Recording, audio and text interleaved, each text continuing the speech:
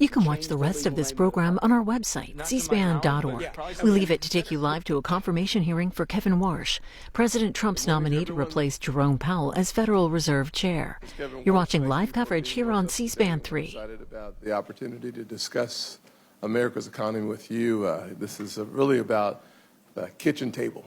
People across our country want to have confidence in our institutions, that your nomination goes in the direction of reinforcing why they should have confidence in the institutions. You've been nominated by the President to be the chairman of the Federal Reserve System. The Federal Reserve plays a powerful role in our economy.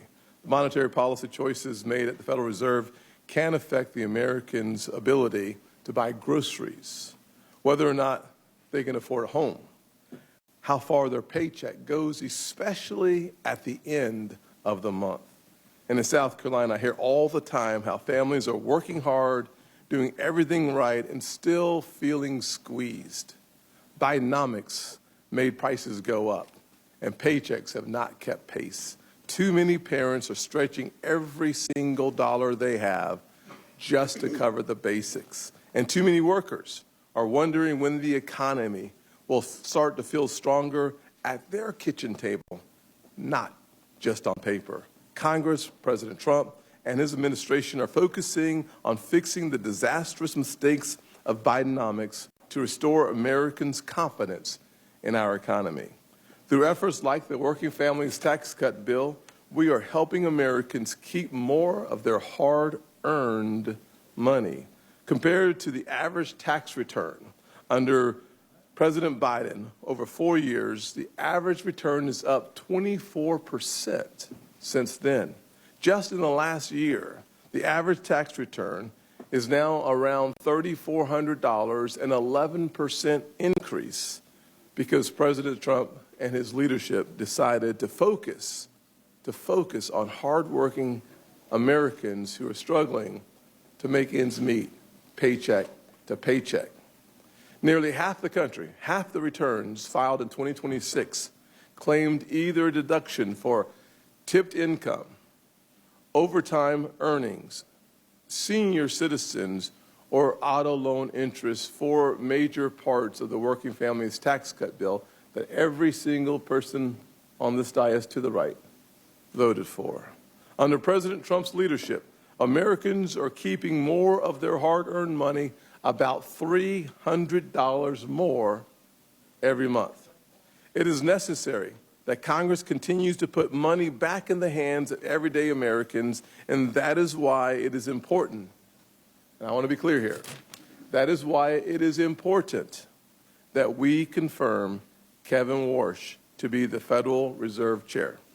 The Federal Reserve has a clear dual mandate to promote stable prices and maximum employment. The policies of the Fed therefore directly affect Americans' cost of living and their income. And when the Fed is successful in fulfilling its dual mandate, affordability improves, with Americans taking home more money and paying less for everyday necessities. Unfortunately, in recent years, the Fed has faced real challenges. There have been questions about its decisions, its focus, and whether it has engaged in issues far outside its jurisdiction. Under the Biden administration, the Federal Reserve appeared to move with the political winds, raising real concerns about politics and weaponizing one of the most powerful weapons we have for good economically, the entire Federal Reserve System. For example, under the Biden administration, the Fed pushed climate-focused initiatives only to reverse that climate agenda as soon as President Trump took office. When actions appear to shift with changing political priorities, it can undermine confidence in the independence of this great institution. An independent Federal Reserve is essential to achieving its mission. Markets depend on it. Families depend on it, and that independence must be protected. The American people expect the Federal Reserve to stay focused on the economy, not politics. Today's hearing is an opportunity to refocus the Federal Reserve on its dual mandate to increase economic stability and affordability for everyday Americans. Kevin Warsh is battle-tested and brings the necessary experience from his time as a Federal Reserve governor during the Great Recession. During his first term as governor, he helped our economy through the crisis and restored faith in the economy. He has seen the economy in its darkest days and understands how economic decisions affect job growth, our economy, and the opportunities that we have come to love as Americans. We want every citizen in this country to have a chance to live their version of the American dream. And that means having our private sector economy running as strong as possible, which means your focus has to be on everyday Americans and not politicians, not the political wins, but on everyday Americans who desperately want to restore their confidence in our institutions. Today, this committee will examine the plans Mr. Warsh has for his return to the Fed, this time as chair, and how he plans to lead the institution at a critical moment to deliver lower cost and real relief for working families. For folks back home in the great state of South Carolina and across the country, the goal is simple. They want lower costs and more opportunities. The Federal Reserve plays a key role in bringing prices down and helping wages go up. Confirming Kevin Warsh will make sure that affordability is at the center of our economic agenda. Senator Warren is now recognized. Thank you, Mr. Chairman. And if I may, I just want to start by saying one of our members lost a child yesterday, and I know our hearts go out to Mark Warner and his family, and that is true on both sides of the aisle, that we may disagree on policies, and we may do so vigorously, but when it comes to the safety and security and the health of our families, I know we are as one, and we are praying for them. And Ranking Member, I think it'd be appropriate for us to take a few seconds of silence on his behalf. 36 years old, the one thing you don't want to do as a parent. Yeah.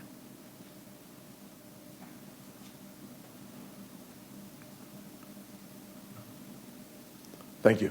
Thank you. Thank you, Mr. Chairman, and appreciate all you do. Okay. So we should not be having this hearing today. And here's the context. First, over the past year, President Trump has racked up one economic failure after another, and Americans know that. Consumer sentiment just hit its lowest level on record ever. Inflation is rising, and families are paying more for groceries, more for health care, more for utilities, more for housing, all thanks to Trump's chaotic tariffs and one big beautiful bill. And now his war with Iran is putting American troops in harm's way and further driving up the cost of nearly everything here at home.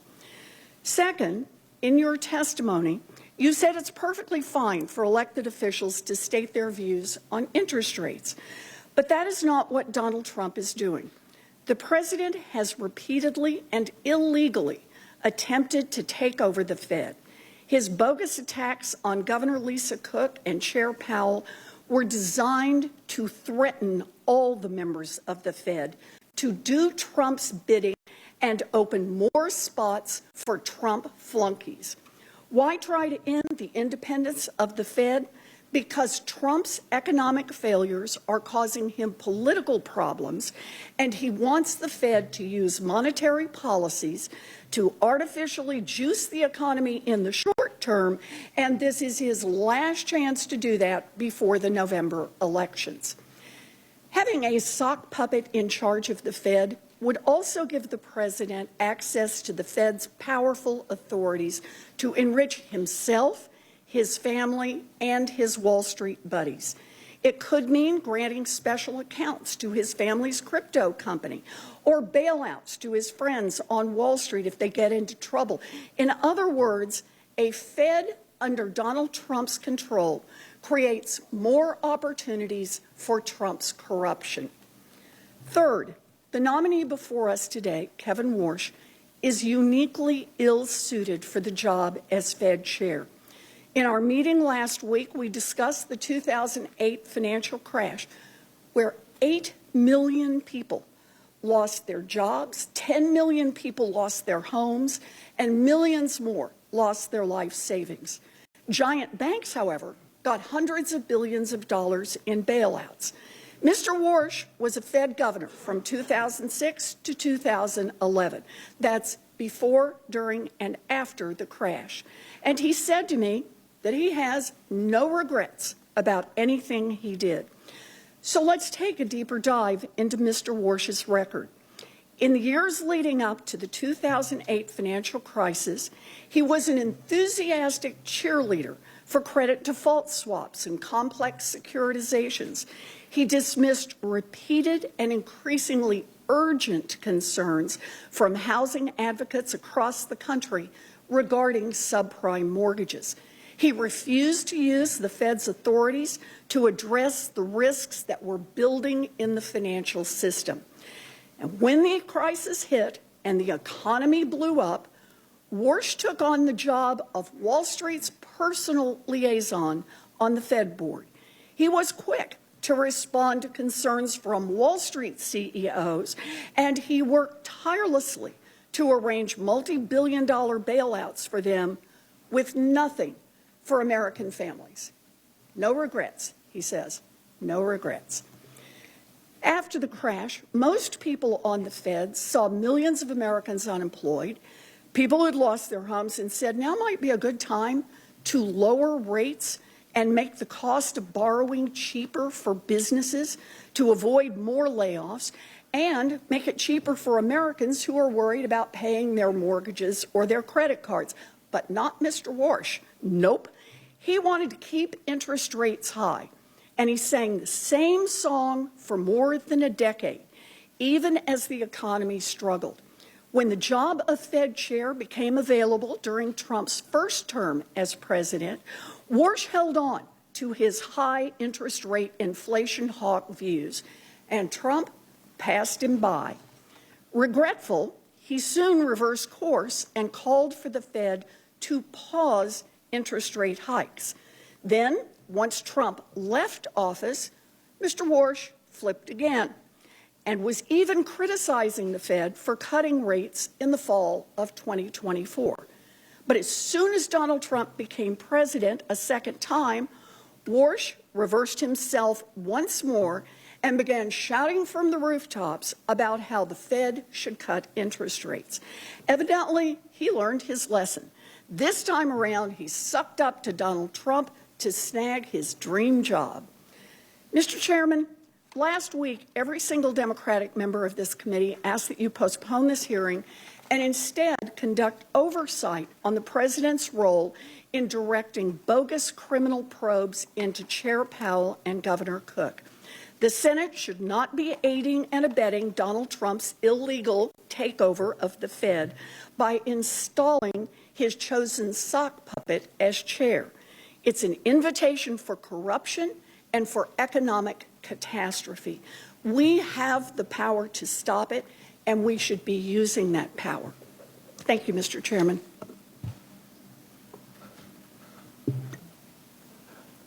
Well, there you have it.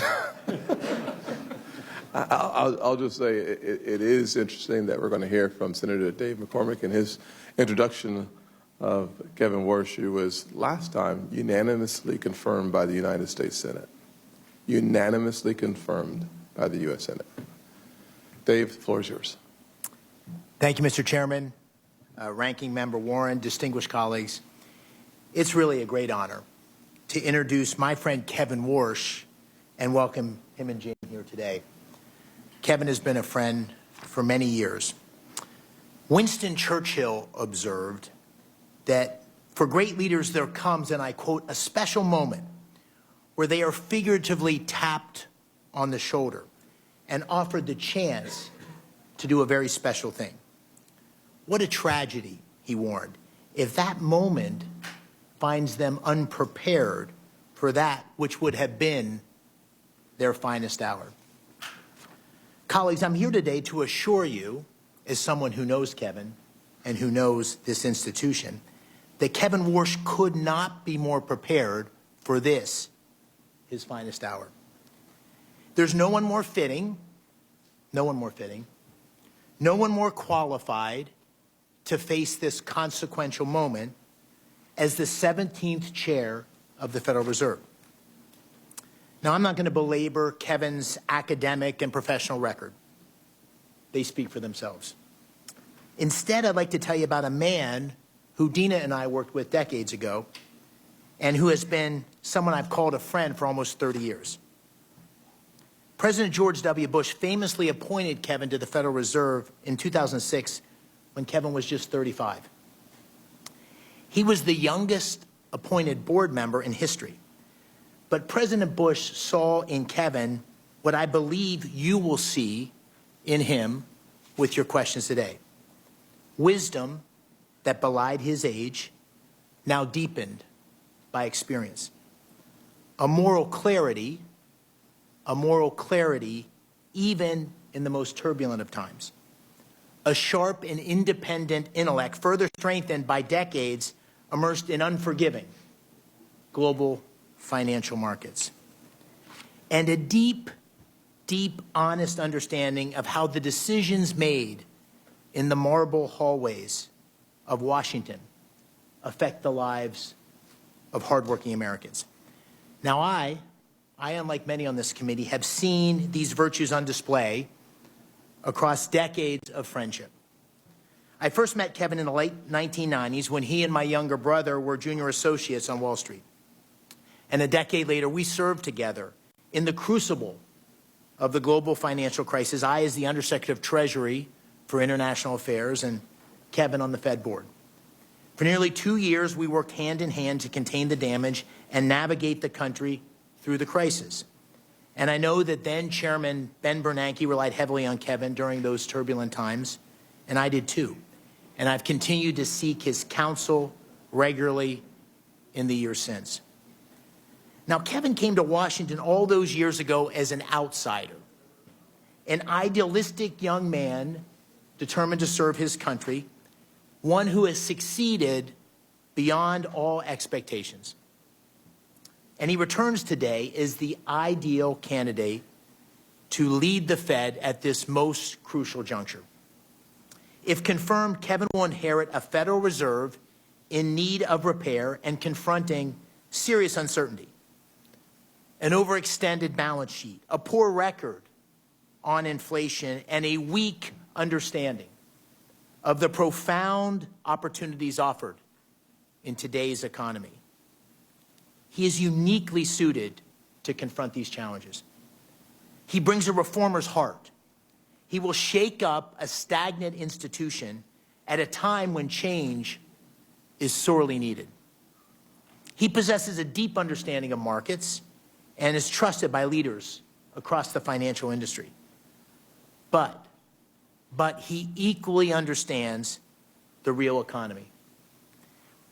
Born and raised in upstate New York, he knows from personal experience how the actions of the Fed can change the lives of working families. It's no small thing. It's no small thing to know firsthand how an increase in gas prices or mortgage rates or an uptick in unemployment affect everyday Americans. The Federal Reserve must not be ruled by pointy-head economists poring over outdated models and reams of market data. It needs a leader. It needs a leader who understands that the Fed's mandate of stable prices and maximum employment serves a higher purpose, the preservation of the American dream. Now, colleagues, Kevin Warsh has lived the American dream. I know in my heart he will always fight to keep that dream alive for all Americans. He is the right man for this pivotal moment, and I urge you I urge you not to get caught up in the politics of the moment and support his speedy confirmation. Thank you, Mr. Chairman. Thank you, Senator McCormick. I will now swear in the nominee. Will you please stand and raise your right hand? Do you swear that the testimony that you are about to give is the truth, the whole truth, and nothing but the truth, so help you God? Do you agree to appear and testify before any duly constituted committee of the Senate? I do. You may sit down. Your written statement will be made part of the record in its entirety. Please keep your oral comments to 5 minutes. Mr. Warsh, you are now recognized. Thank you, Mr. Chairman. I appreciate your consideration today. I've known you for quite a while, and I certainly appreciate the many courtesies you've given me, not just since the President's nomination, but long before. It's an honor to be with you, with Ranking Member Warren, and with the entire committee. I'm deeply grateful to President Trump for asking me to take on this public trust, because that's what it is, a public trust. The President believes that real economic growth in the U.S. and real take-home pay will accelerate. I share the President's confidence in our country and its people. America's economic growth potential is rising as we sit here today. I'm also especially happy that my wife Jane is here. She's been with me for many of the most important moments in my life. I'm grateful for her love and her personal accomplishments. I reciprocate that with somewhat of my own love, though I'm a little more stoic than she. And about every 20 years, I reintroduce her to this committee. She sat behind me 20 years ago, and it was almost 20 years ago to the day. And so let me offer today what I said then. Jane, happy anniversary. I'm also thinking of my late mom and dad. They were paying great attention to this hearing 20 years ago. They're no longer with us, but I was always proud of them and the values they taught me, and I hope they'd be proud of me today. We start today with a note of broad agreement, even though we might have heard different narratives at the outset of this hearing. This is a time of great consequence for the nation's economy. As a former Fed governor and friend or colleague of the last 5 Fed chiefs, from whom I've learned plenty of lessons, I'm particularly alert to the challenges and opportunities confronting the institution that I cherish, the Federal Reserve. To the President, to the Congress, the nation, I owe my best judgment and my most faithful efforts in serving the mission that you and Congress assigned to the Federal Reserve, including full employment and stable prices. The American people are counting on the Fed to deliver on its commitments, perhaps now more than ever. The real highlights of my life are not on my resume, as Senator McCormick said. They include the individuals with whom I worked and from whom I learned. I graduated from high school in upstate New York. I had some exceptional teachers there and some brilliant classmates. I've learned we're lucky in life if we start out with good influences in learning and in character. A public school education gave me both of these, and I'm grateful. I made my way to Stanford and found myself in the company of some of the most highly accomplished economists and policymakers. George Shultz, former Secretary of State and Treasury, was among the great patriots at the Hoover Institution, who I came to know as a teacher, mentor, and friend. He passed away right after COVID at age 100, but I still feel him with me. I could not have imagined a better formative experience than working from and learning from folks like him. I could tell you about all the things I learned, but maybe the most important was to be around people completely devoted to the ideas and ideals of our country. Silicon Valley in the early 90s, another fitting backdrop for all of the things we confront today. I found myself in the right place at the right time. The U.S. was at the vanguard of a new era of technological leadership, and I just looked out my door to see it. Now, in the last 15 years, I've gained deep experience in macro and in markets, working with Stan Druckenmiller. He never held a position in government, but is no less a patriot. He never got a PhD in economics, but I don't know a finer economic thinker. Without their guidance and the guidance of Condi Rice, my friend, and I should say my boss at the Hoover Institution, I doubt I would be sitting before you today as the President's Fed Chairman nominee. But I'm certain of one thing. Absent their tutelage, absent their example, I would not be as prepared for the urgent, mission-critical task at hand. In between these bookend experiences, I served quite a while ago as a governor at the Federal Reserve. At the onset of the financial crisis, as Senator Warren said, our central bank played an indispensable role, and we benefited enormously from the credibility that our predecessors had built up and passed down to us, governors of the Fed at the time. In these unusual and exigent circumstances, I saw the Fed and its people at their very best. But I also witnessed an institution that was tempted to play a larger role in the economy and society. So let me be very clear. Monetary policy independence is essential. Monetary policy makers must act in the nation's interest. Their decisions the product of rigor, deliberation, and unclouded decision-making. And as Senator Warren said, I do not believe that independence of monetary policy is threatened when elected officials state their views on rates. Fed independence is up to the Fed. That has three implications. First, Congress is tasked with the mission to ensure price stability. Inflation is the Fed's choice. Second, Fed independence is at its peak in the conduct of monetary policy. And third, as the chairman said, the Fed must stay in its lane. I'm committed to ensuring that the conduct of monetary policy remains strictly independent, equally committed to work with the administration and Congress on non-monetary matters that are part of the Fed's remit, and I commit myself to accountability. Finally, I'll just say this, Mr. Chairman. Milton Friedman had a phrase that always stayed with me. He always worried about government officials that lured and hung around with what he called the tyranny of the status quo. Status quo practices and policies are especially harmful when the world is changing this fast. If confirmed as chairman, I will be faithful to the Constitution, to the Federal Reserve Act, and to the very best of the Fed's traditions. I believe a reform-oriented Fed can make a real difference to the American people.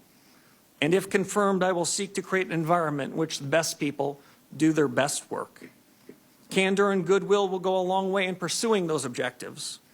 And I suspect this hearing, Mr. Chairman, will put us to the test. It's a real privilege to be here. Thank you, sir. I will say that we typically stick to a 5-minute opening comments. And I would encourage all of us to stick with our 5 minutes as it relates to our question and answers. We have full attendance today, and it's going to be really important for us to stick as closely to the 5 minutes as possible. If we go over by much, you'll hear me, which is an indication that you're already over, and I'll do my very best to keep us on time. Kevin, there are so many questions to talk to you about, to ask you about, to be honest with you, and I just want to name a couple of them, and we'll look forward to hearing more on these topics. I will not have enough time to delve into some of the most important issues facing our country. I'll take 2 of those issues and focus my time. I'm sure my colleagues on either side will have a conversation with you and ask questions about AI. The AI future is going to have massive impact on where we go as a nation. It's going to have a massive impact on your dual mandate as it relates to full employment. Our production may go up while our employment stays flat. So this is a really important question that at some point we should delve into. I also think that someone should spend some time talking about our balance sheet. We have nearly a $7 trillion balance sheet at the Federal Reserve. Too much attention has been paid to your balance sheet, and not enough attention has been paid to the nation's balance sheet. And I think it's really important for us to dig into that issue as well. Digital assets, the future of finance in the world seems to have a major component of it being digital assets. The market structure legislation we don't want your comment on, but the important role of the blockchain in the future is another really important part of the future of our economy. I will spend some time talking about affordability and the importance of the independence of the Fed. One of the things I've appreciated about your previous comments is the importance that you have placed on the dual mandate, stable prices, which typically comes through the form of interest rate changes, as well as promoting maximum employment. I think those two will become more challenging in the current environment. One, obviously, the second one being the AI and the future of full employment. You've criticized the Federal Reserve for getting too big, mismanaging inflation. I'm sure you know the definition of transitory, so I won't ask you, but I got a feeling you know, and some of your predecessors did not. Compromising the independence of the Fed. I think we should spend more time on finance, less time on climate change, on politics, on who is or who's not in charge. I think you would agree on those issues, though I will not ask you. I will ask you, however, that under your leadership, how will you steer the Federal Reserve to address the real life issues of affordability is my first question. And my second question will be about how do you make sure that the Federal Reserve stays out of the lane of external influences? Mm-hmm. Well, thank you, Mr. Chairman. There's probably no more pressing question than the cost of living.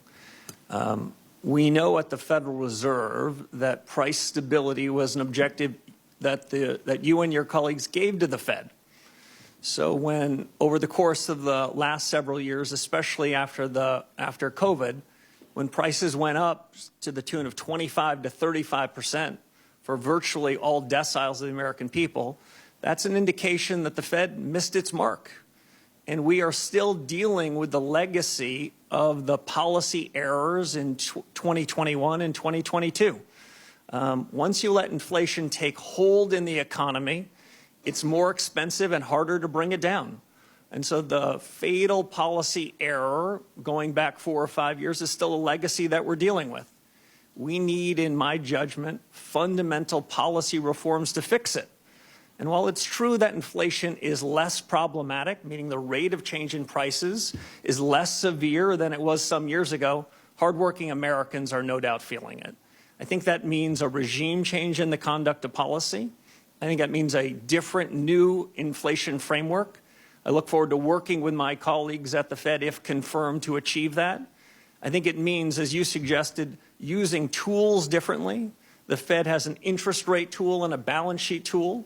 My view is the interest rate tool gets in the cracks. It's fairer. The balance sheet tool disproportionately helps those with financial assets. The interest rate tool hits the entire economy. So we need a new framework, new tools, and I'd also say, Mr. Chairman, new communications. Yes. I think part of the reason why, after making a mistake in 2021 and 22, the mistake was compounded, is the Fed gives its forward guidance. The Fed tells the whole world what their dots are going to be, what their forecasts are going to be. Well, the Fed's human. Then they hold on to those forecasts longer than they should. I think if the Fed were to wait until it gets into a meeting before making a decision, that incremental deliberation can keep the central bank from compounding its errors. I think these are big changes that are needed, and if confirmed, I look forward to doing it. Thank you very much. Ranking Member Warren. Thank you, Mr. Chairman. So the Fed has been plagued by deeply disturbing ethics scandals in recent years involving at least 6 Fed officials. So it's critical that the next chair have no financial conflicts, none. You have more than $100 million in investments that you have refused to disclose to ethics officials and to the public.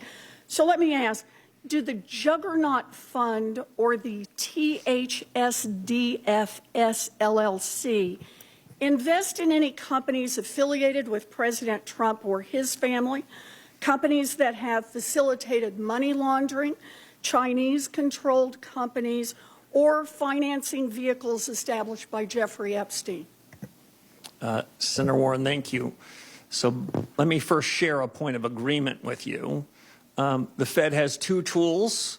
One is its monetary policy, and the second is its credibility. And the scandals that you talked about, the ethics problems you talked about, went to the core of the credibility that has hurt the Fed. Could you answer my question, please? I ask. You have $100 million in undisclosed assets. And what I'm asking is, are any of those with this outfit that invests in companies affiliated with President Trump or his family, companies that have facilitated money laundering, Chinese-controlled companies, or financing vehicles set up by Jeffrey Epstein? It's a yes or no question. Senator, I have worked tirelessly with the ethics officials at the Office of Government Yes, Ethics. and you have not come to an ethics revealed agreement $100 with million them and have agreed, Senator, to sell all of That's my financial not my assets, question. Mr. including Warsh, the are you Duquesne refusing assets. to tell us if you have investments, for example, in vehicles set up to advance Jeffrey Epstein? Is that what you're telling us? You just won't tell us? Senator, what I'm telling you is that those assets that you represent at Juggernaut will be sold if I'm confirmed before I take office and sign the oath of office. Let me follow up on that. Will you at least disclose how you plan to disclose and divest these secret assets? I'm sure you understand that the public might question your motives if, for example, billionaire Stanley Druckenmiller, who you honored in your opening statement, and who makes a living guessing what the Fed will do next, cuts you a massive check for $100 million as you take the oath of office to become the new Federal Reserve Chair. Senator, as you know, it sounds like your fight might not be with me, but the Office of Government Ethics. I have come to full agreement with them and have agreed to divest all of those assets, I'm asking you especially a very those that you straightforward referenced question, before Mr. I take Warsh, the oath of office. And that is, will you disclose how you divest those assets, or will you just collect a check for $100 million from someone whose whole business is betting on what the Fed will do?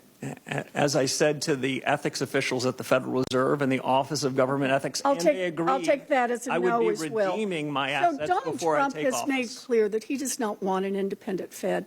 In fact, he has said, and I quote, "Anybody that disagrees with me will never be Fed chairman." And he's made clear that you are his sock puppet, saying last week that interest rates will drop, quote, "when Kevin gets in." Yeah, I think they do. Not when economic conditions change, we'll get lower rates. Not when the economy needs it. Nope.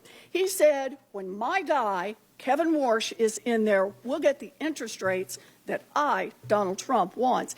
So independence takes courage. Let's check out your independence and your courage. We'll start easy. Mr. Warsh, did Donald Trump lose the 2020 election? We try to keep politics, if I'm confirmed, out of the Federal I'm just Reserve. asking you a factual question. I need to know, I need to measure your independence and your courage. Senator, I believe that this body certified that election many years ago. That's not the question I'm asking. I'm asking, did Donald Trump lose in 2020? I'm suggesting you in 2020 the Fed made a huge inflation problem, and you certified the election. So let me ask you another question. Out of monetary policy. In our meeting, you said you would politics. be independent because you're, quote, a tough guy. Those were your words, tough guy. And you will be able to stand up to President Trump. So let's try it again. Name one aspect of President Trump's economic agenda with which you disagree. Well, Senator, the Federal Reserve in recent years has wandered outside of its remit, wandered into other areas. I'm asking for something That's not something I'm disagree prepared with Donald to do. Trump on. If I'm confirmed, the Federal Reserve should stay in its lane. Just one little place where you disagree with Donald Trump. Well, I do have a disagreement, actually, Senator, with the President. I think even this morning he said that he thought I was out of central casting. I think central casting, I'd look older, grayer, and maybe show up here with a cigar of sorts. Quite adorable. But, you know, we need a Fed chair who is independent. That's the only way we preserve the independence of the Federal Reserve. If you can't answer these questions, you don't have the courage and you don't have the independence. I agree with you on independence, Senator. Senator Rounds. Thank you. Thank you, Mr. Chairman. Mr. Warsh, first of all, welcome. And I appreciated the opportunity to visit with you personally within the office. I agree with you, and I think Fed independence is critical. And I think that's an item that you and I agree on wholeheartedly. I want to take an opportunity just to kind of perhaps give you an opportunity to respond. I know that the ranking member had a number of items that she expressed concerns with. I'd like to give you an opportunity to just kind of work this way through. And let me just ask you a few questions, and I'll allow you to take the time to fully answer the questions. As I understand, Mr. Warsh, you worked with the career ethics professionals at the Office of Government Ethics and at the Fed to come to an agreement in terms of your dissolution of some of the assets that you as a businessman have. Is that correct? Yes, Senator, that is correct. I worked with the Fed ethics officials first, answered all of their questions, then with the career professionals, the Office of Government Ethics, answered all of their questions, and then they wrote up an ethics agreement, which is part of the public record. But because I agree with Senator Warren on the ethical questions that have been raised over the last several years by several people that were members of the FOMC, so that there's no question about my independence, no question about the clarity of my financial record, I agreed to divest virtually all of my financial assets, the large majority of which will be divested before I raise my right hand and am sworn into office if confirmed by this body. So I've gone above and beyond, not for any other special reason other than the Fed needs to reestablish its credibility because the conduct of policy depends on it. So let me just, for the record, the agreement which you have signed clearly states that you have agreed to divest your assets that are in question within 90 days of confirmation if you have not already divested them. That is correct. Yes, Senator, and in fact, the large majority of those assets will be divested before I am sworn into office if confirmed. Thank you. The career ethics professionals were the ones that basically had sent your signed paperwork to this committee's chief clerk. I really question whether or not they would have done that if they did not come to the ethics agreement with you in the first place, correct? Yes, I presume that's right. We had a very good working relationship, and I'm happy to be sitting after the divestiture and cash or T-bills or whatever is the permitted asset so we can get back to the business of fixing the Fed, reforming an institution that has lost its way a bit, that has missed the mark. As Chairman Scott said at the outset, this inflation risk is still something that's being talked about around kitchen tables and boardrooms. My preferred definition of stable prices is a little different than most academics. I believe that price stability should be a change in prices such that no one's talking about it. That's an old-fashioned definition, but I think it's still valid. And the sooner that we can reform the institution with my colleagues if confirmed, the sooner we can ensure price stability, and we can have a new set of leaders atop the institution with high, credible, ethical standards to return the Fed to what it should be. The independence that both Chairman Scott and Senator Warren mentioned, critically important, but independence has to be earned, and it's earned by delivering on the promises, the commitments that the Fed has made. And as the Fed hasn't delivered on those promises, we shouldn't be surprised that we hear politics that are entering the room at the Fed. We need to get the politics out of it so the Fed can focus on its day job, deliver on full employment and stable prices. It's true that people want to see stability within the Fed, but is it okay for a Fed governor or a chairman to change their mind on a particular policy? It's more than okay, it's essential. Economics is not physics, it's not math. Frankly, most of us that ended up in the economics business, we started like I did as a math major. It was too hard. So we ended up in economics.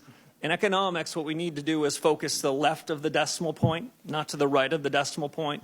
We need to focus on the big things, and if mistakes are made, central bankers, economic policymakers need to correct them fast. The real mistakes, the mistakes that cause inflation to be persistent, to undermine hardworking American standard of living, and when those mistakes go on. Thank you. Thank you, Mr. Chairman. Yes, sir. Senator Reid.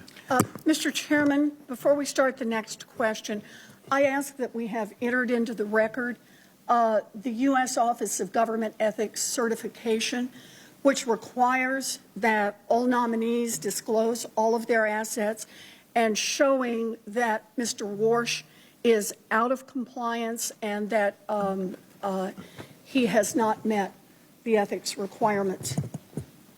Without objection, I will note, however, that what has been clearly articulated is that he will, according to his agreement with OGE, do what many others have done as well within 90 days, be not only in compliance, but to have divested himself from any assets that are in question.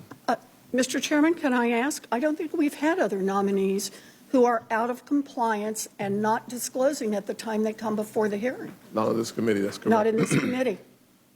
Before we, here's what we're not going to do.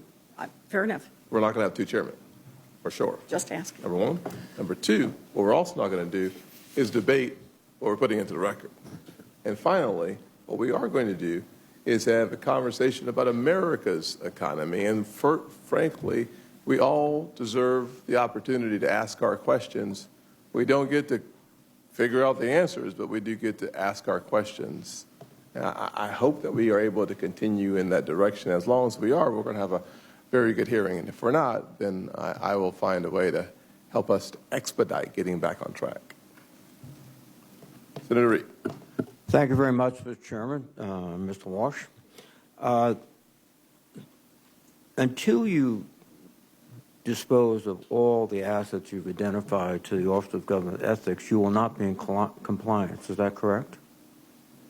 That's not my understanding. Excuse me, sir. My understanding is that a signed ethics agreement provides duties and responsibilities on me and duties and responsibilities on the government, and that's what the nature of the ethics agreement is. You have an agreement that within 90 days you will dispose of all your assets. All your assets. Is that correct? Senator, I have an agreement within 90 days so that there is no appearance of anything inappropriate, that I would divest all of my assets, the majority of which before sworn in. What I've disclosed, Senator, is all the information that is mine to disclose. I've shared all information about assets that I control and that I can share, which I did much to the satisfaction of the Government Ethics Office. Excuse me. What you've said is that you will take the oath, if confirmed as chairman, with assets that have already been identified as presenting potential conflicts of interest. Will you agree to not take the oath until you have fully disposed all the assets that you've been identified? Senator, I'll agree to take the oath pursuant to the terms of the ethics agreement that I struck with the Office of Government Ethics. I don't think anyone could do more than that other than me. I've agreed to divest even more assets so that I will have virtually no financial assets. The divestiture is totally up to you. You can select what assets you're disposing of, what assets you're keeping. Is that correct? And then still be sworn in as chairman. The divestiture is up to the agreement that I struck with the Office of Government Ethics. Who makes the decision as to what assets are divested, you or the Office of Government Ethics? Both of us. That's why it's an agreement. Excuse me. I must commend you on the way you can circularly go around questions and not answer them. It's a skill. Unfortunately, it's not a good skill for the chairman or of the Federal Reserve Board. We typically ask questions and expect to get direct, faithful answers. You haven't given them to the ranking member, and you're not giving them to me. So, again, you feel you will not be, you will be compliant if after 90 days you still have a significant number of assets that have been identified as presenting conflicts of interest. Is that your view? No, Senator. If I were to violate the ethics agreement, I would not be in compliance. If I follow the agreement, I will be.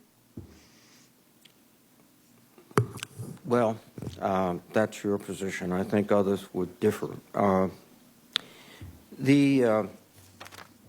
When you sell all your assets, where are you going to place the proceeds of those sales? I believe that Chairman Powell has placed them in sort of funds which are very difficult to individually influence. Do you propose to do that? Yeah, I propose to put them in permissible assets that are as close to cash or treasury bills as I possibly can. I haven't selected anything, but it will be as plain vanilla as possible so that there would be no appearance or reality of having any influence. We'll be sitting in something like cash. Okay. Now, the question of independence is just one that I think will dominate these proceedings. This morning, President Trump was asked on CNBC will you be disappointed if your new Fed chair doesn't cut rates right away? And President Trump answered, I would.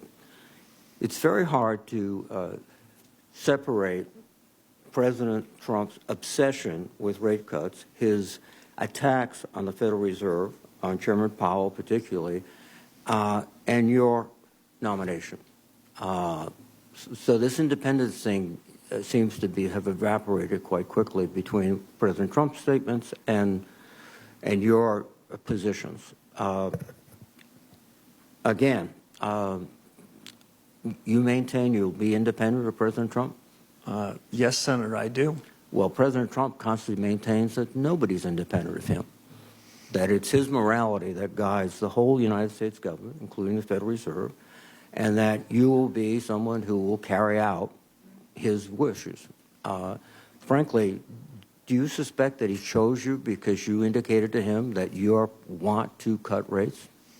Senator, I don't know the reason for the president's choice, but I can tell you what I've been writing about for 15 years and what I said to the president, which is you're going to I'll cut rates if you give me the job. No, that's not what I said, Senator. Now, the president, as you might know, much like virtually all presidents I've either known or studied, presidents tend to be for cutting rates. I think the difference is President Trump expresses it quite publicly without surrogates or subterfuge, but presidents want lower rates. But Fed independence is up to the Fed. Fed leadership has to make a decision about what's the right thing to do. No. In my judgment, You're a leader. You're the leader.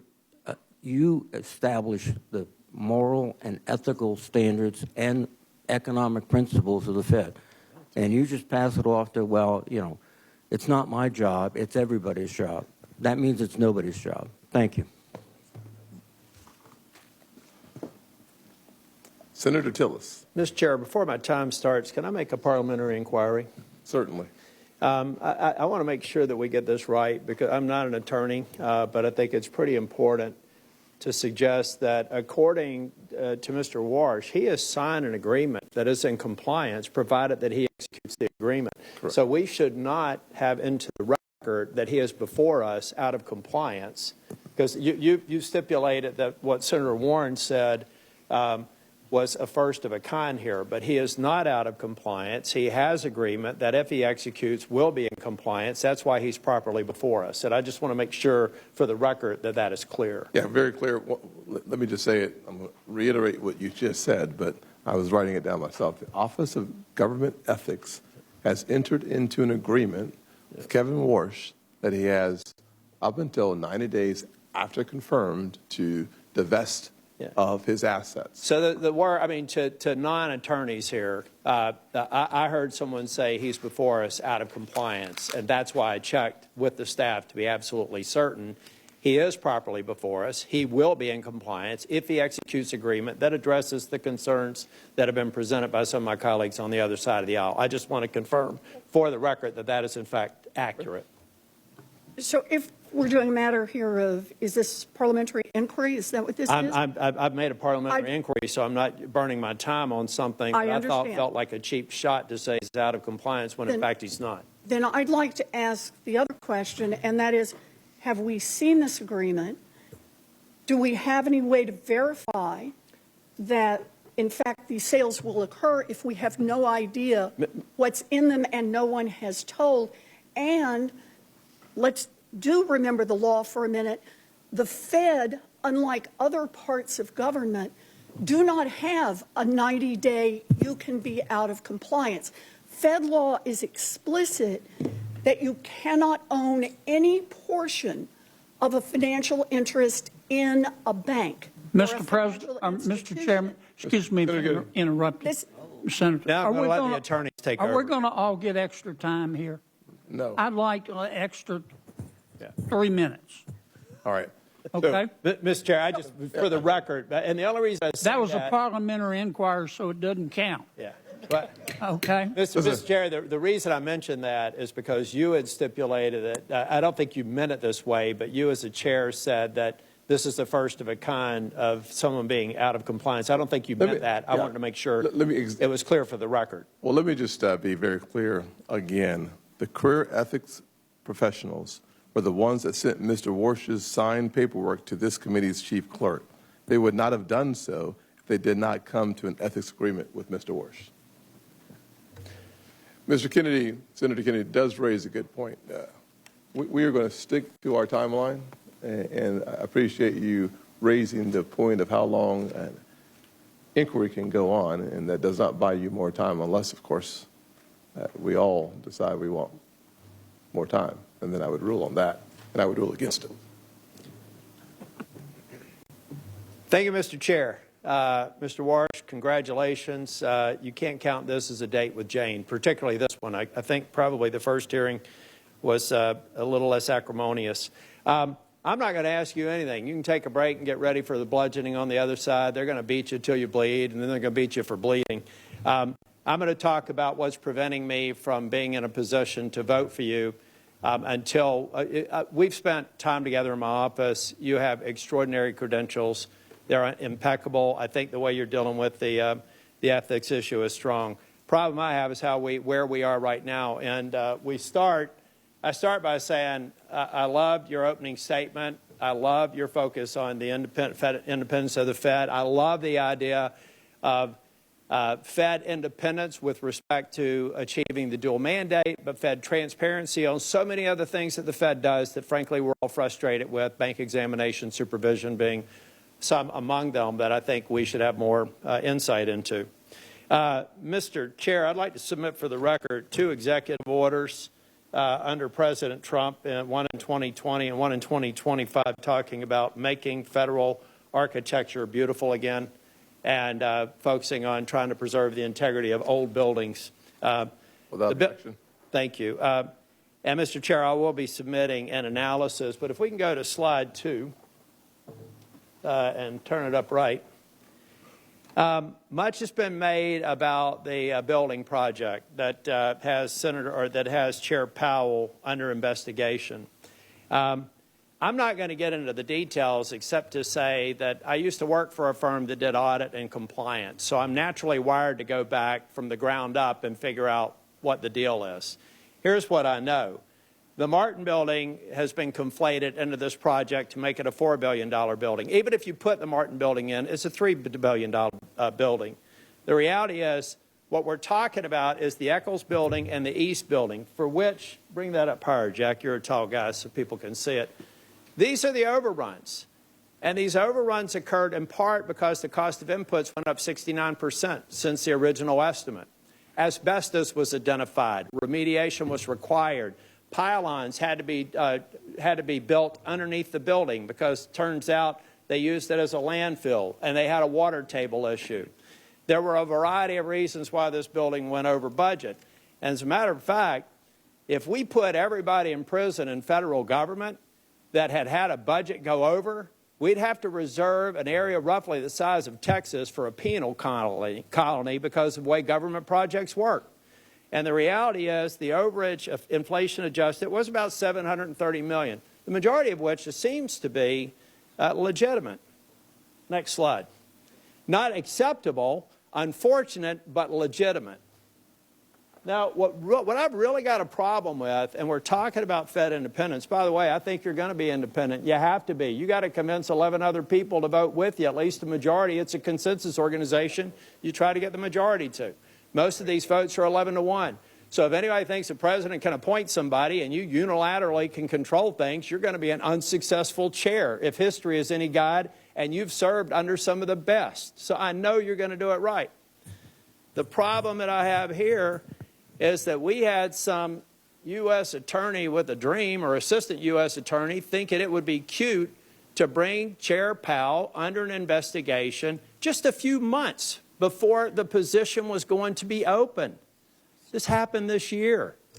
Normal course and speed. Here's how it works at the Fed. May the 15th, the term would have expired. We'd be having this hearing. You'd be getting confirmed. Custom also suggests that the sitting chair, even though he has 2 years left on his term, would have exited.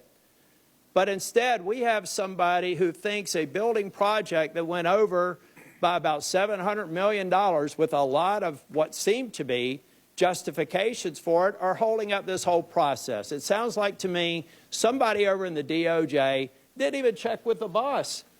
The boss said on the same night that I said I can't go forward until this bogus investigation is done with, said he didn't know anything about it. So we've got people in DOJ over in the D.C. circuit or the D.C. district doing these investigations. We have got to end this investigation. Big DOJ didn't know about it. The president didn't know about it. Let's get rid of this investigation so I can support your confirmation. Mr. Warsh, the only thing I've found the least bit odd about you is you've never watched an episode of Seinfeld. You've spent so much time at being a rock-solid economist that you're not even taking time away for a little laugh like that. I look forward to supporting your nomination, and I look forward to this investigation being taken down. If the chair wants to have all of our subcommittees start looking at capital expenditure projects for the agencies that we're overseeing, I think that's a great idea. And I'd like to be on a committee specifically drilling down on this analysis. If somebody can prove me wrong, I'd be happy to make a criminal referral. But I don't have the D.C. Circuit tell me a crime was committed when 7 members on this committee said it wasn't, including the chair. Thank you, Mr. Chair. You're welcome. Only one question. What is Seinfeld? Senator Van Hollen. Mr. Chairman, thank you. Mr. Warsh, good to see you. Reviewing your record, I am concerned that your position on interest rates seems to shift with what's politically convenient rather than based on sound economic judgment. In the aftermath of the 2008 financial crisis, the worst recession since the Great Depression, with some of the worst unemployment in our lifetimes, you were a hawkish voice, expressing concern that the Fed might wait too long to raise rates. I think you got it wrong then, but now you seem to have swung 180 degrees in the opposite direction to embrace lower rates, a view that conveniently aligns with the president who nominated you. You've made this pivot even as today prices are too high. I think we all know that. Our economy works for families when prices are affordable and unemployment is low. That's why price stability is an important part of the Fed's mandate, right? Senator, yes. And the Fed uses its monetary policy tools for price stability and full employment. That's the job Congress gave to the Fed.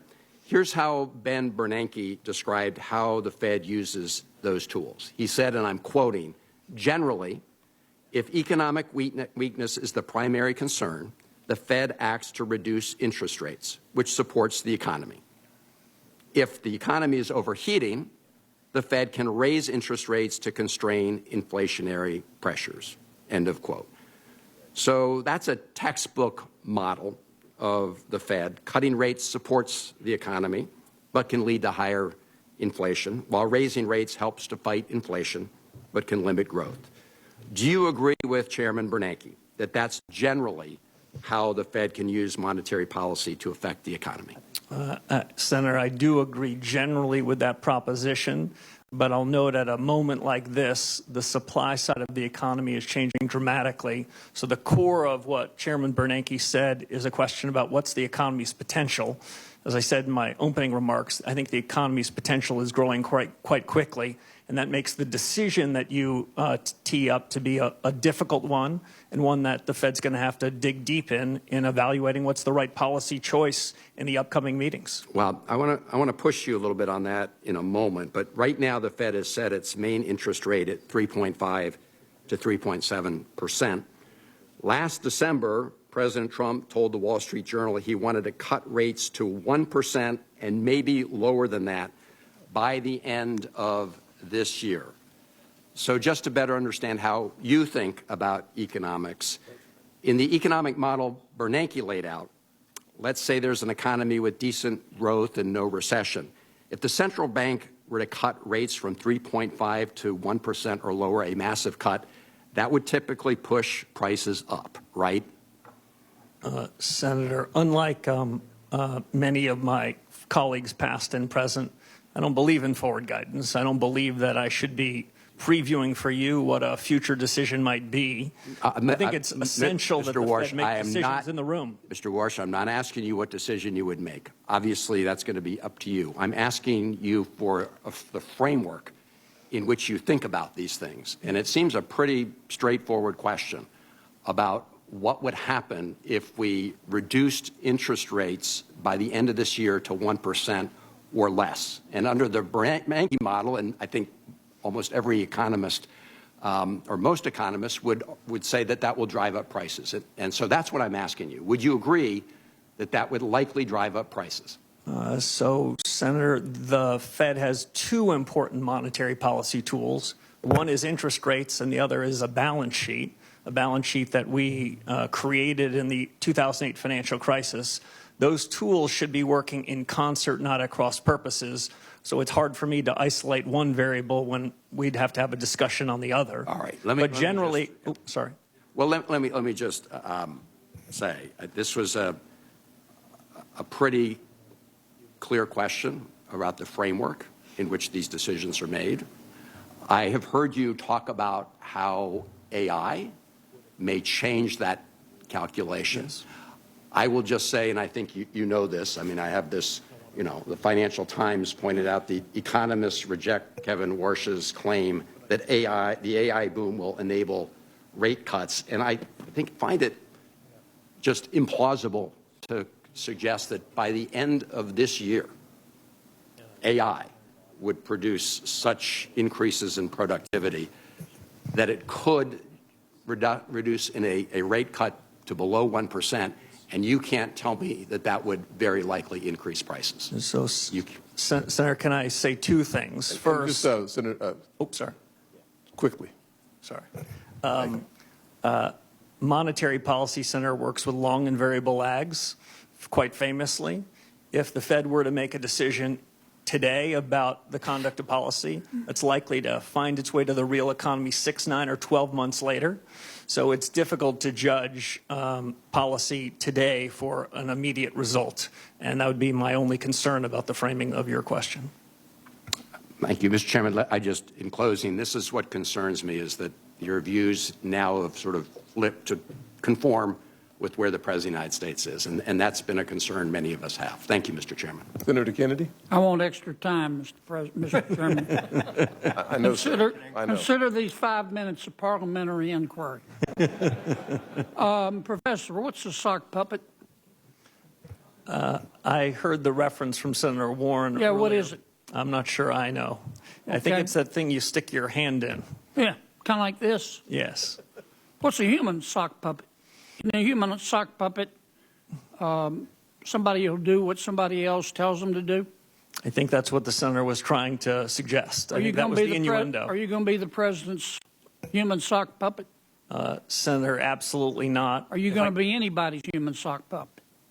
No, I'm honored the president nominated me for the position, and I'll be an independent actor if confirmed as chairman of the Federal Reserve. My friend Senator Warren, and she, as my friend, suggested that, I wrote it down, you will use your power, you might use your power to bail out your friends if they get in trouble, kind of like President Biden did with Silicon Valley Bank and Signature Bank. She didn't say the last part, I just did. Are you going to do that? No, Senator. Okay. The ethics folks, they've cleared you, but they've said you've got to sell some assets. Is that right? Yes, sir. Okay. And these assets that you have, you can't just hold a yard sale, can you? No, not for most of them, sir. Okay, so it takes a reasonable period of time, right? Yes, sir. And you've promised to sell them, right? I did. And if you don't sell them, we'll know, and the ethics folks will know, right? Yes, I'd be in violation of the ethics agreement if I refuse to sell them. But you're going to sell them, right? Yes, Senator, I will. Okay. Can we agree that politicians have the right to offer you advice about what to do with interest rates? Senator, we can agree, and it's not something that I would shy away from. I've heard many senators from this very committee in years past express strong views on interest rates. Okay. Humble central bankers should be listening and then making their own decisions. But some politicians matter more than others. And generally speaking, presidents matter, their opinion matters more than, say, a senator. President Trump has offered his opinion about what you ought to do with interest rates. Is that right? Senator, he has not made his opinion on that a secret to anybody. Yeah. And every president has that you're aware of. Yes, and they all tend to be in the same direction, Senator Kennedy. Okay.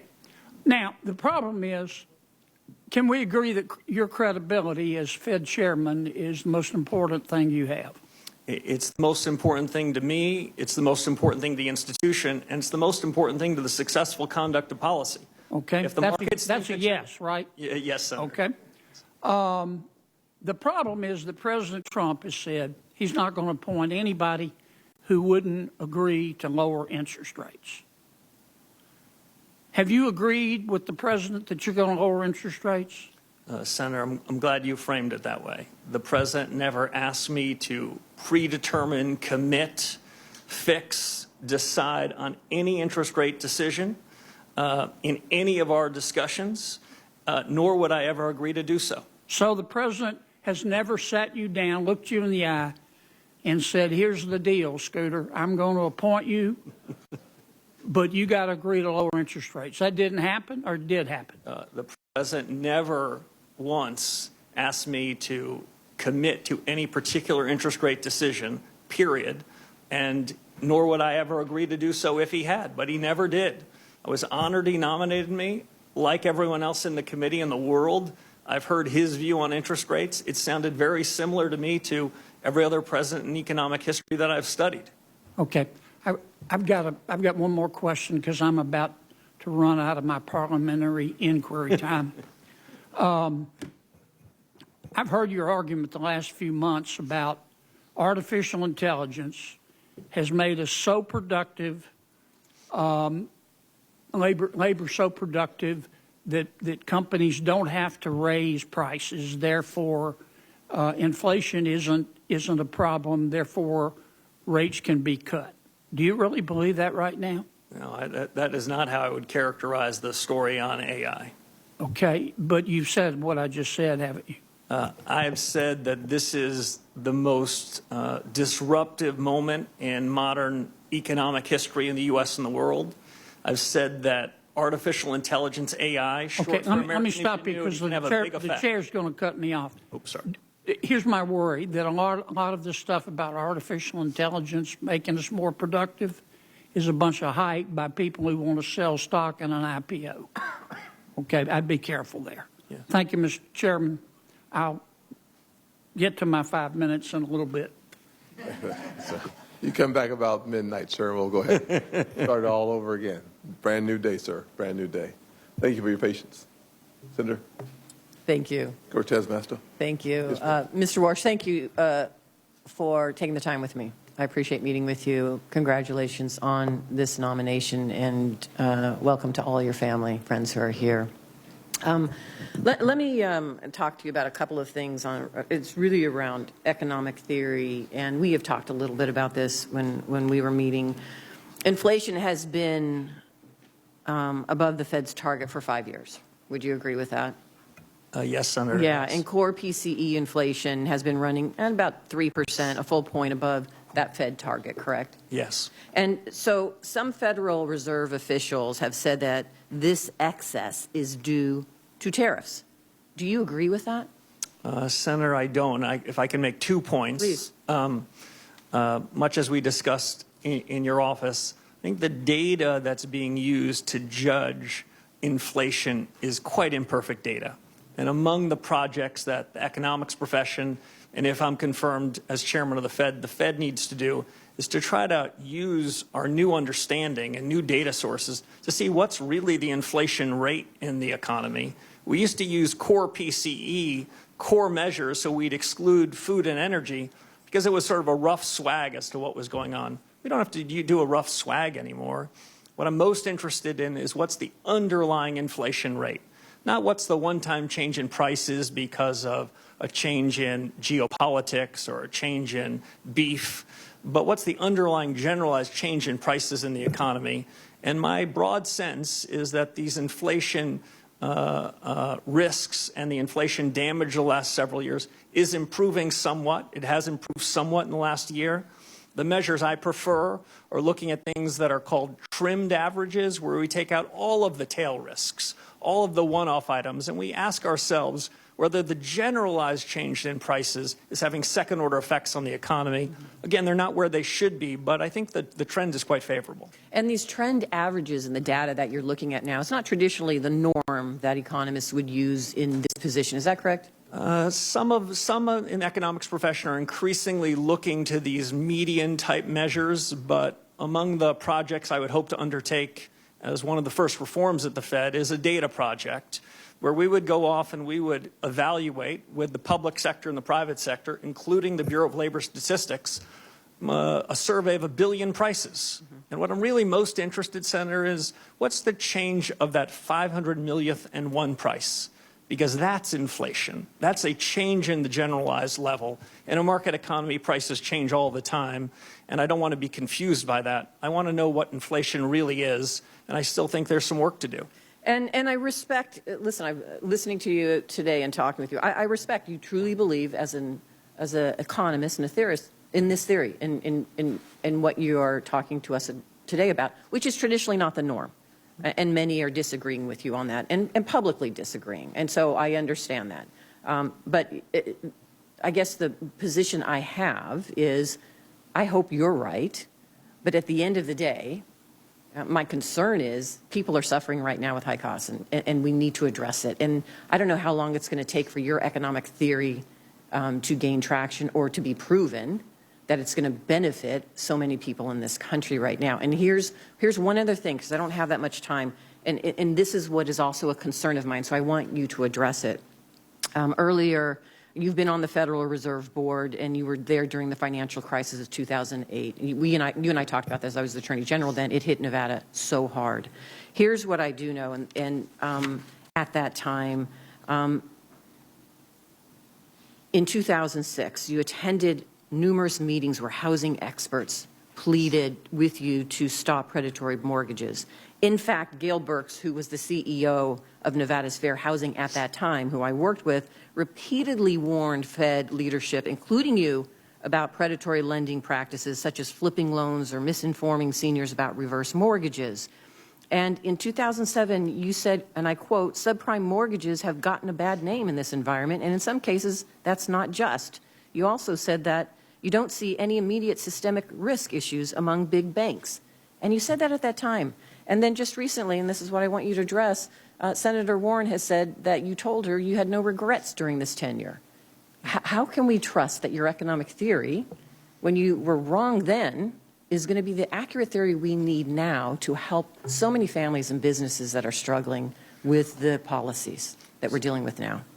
Senator, let me address a few things. The chairman is going to cut me off when he must. But I would say this.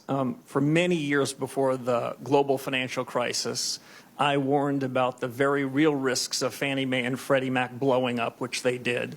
I think that part of the housing market was vulnerable for many years, and not enough was done about it, even in spite of my protestations and my urging about GSE reform. It wasn't done. I think that compounded the financial crisis.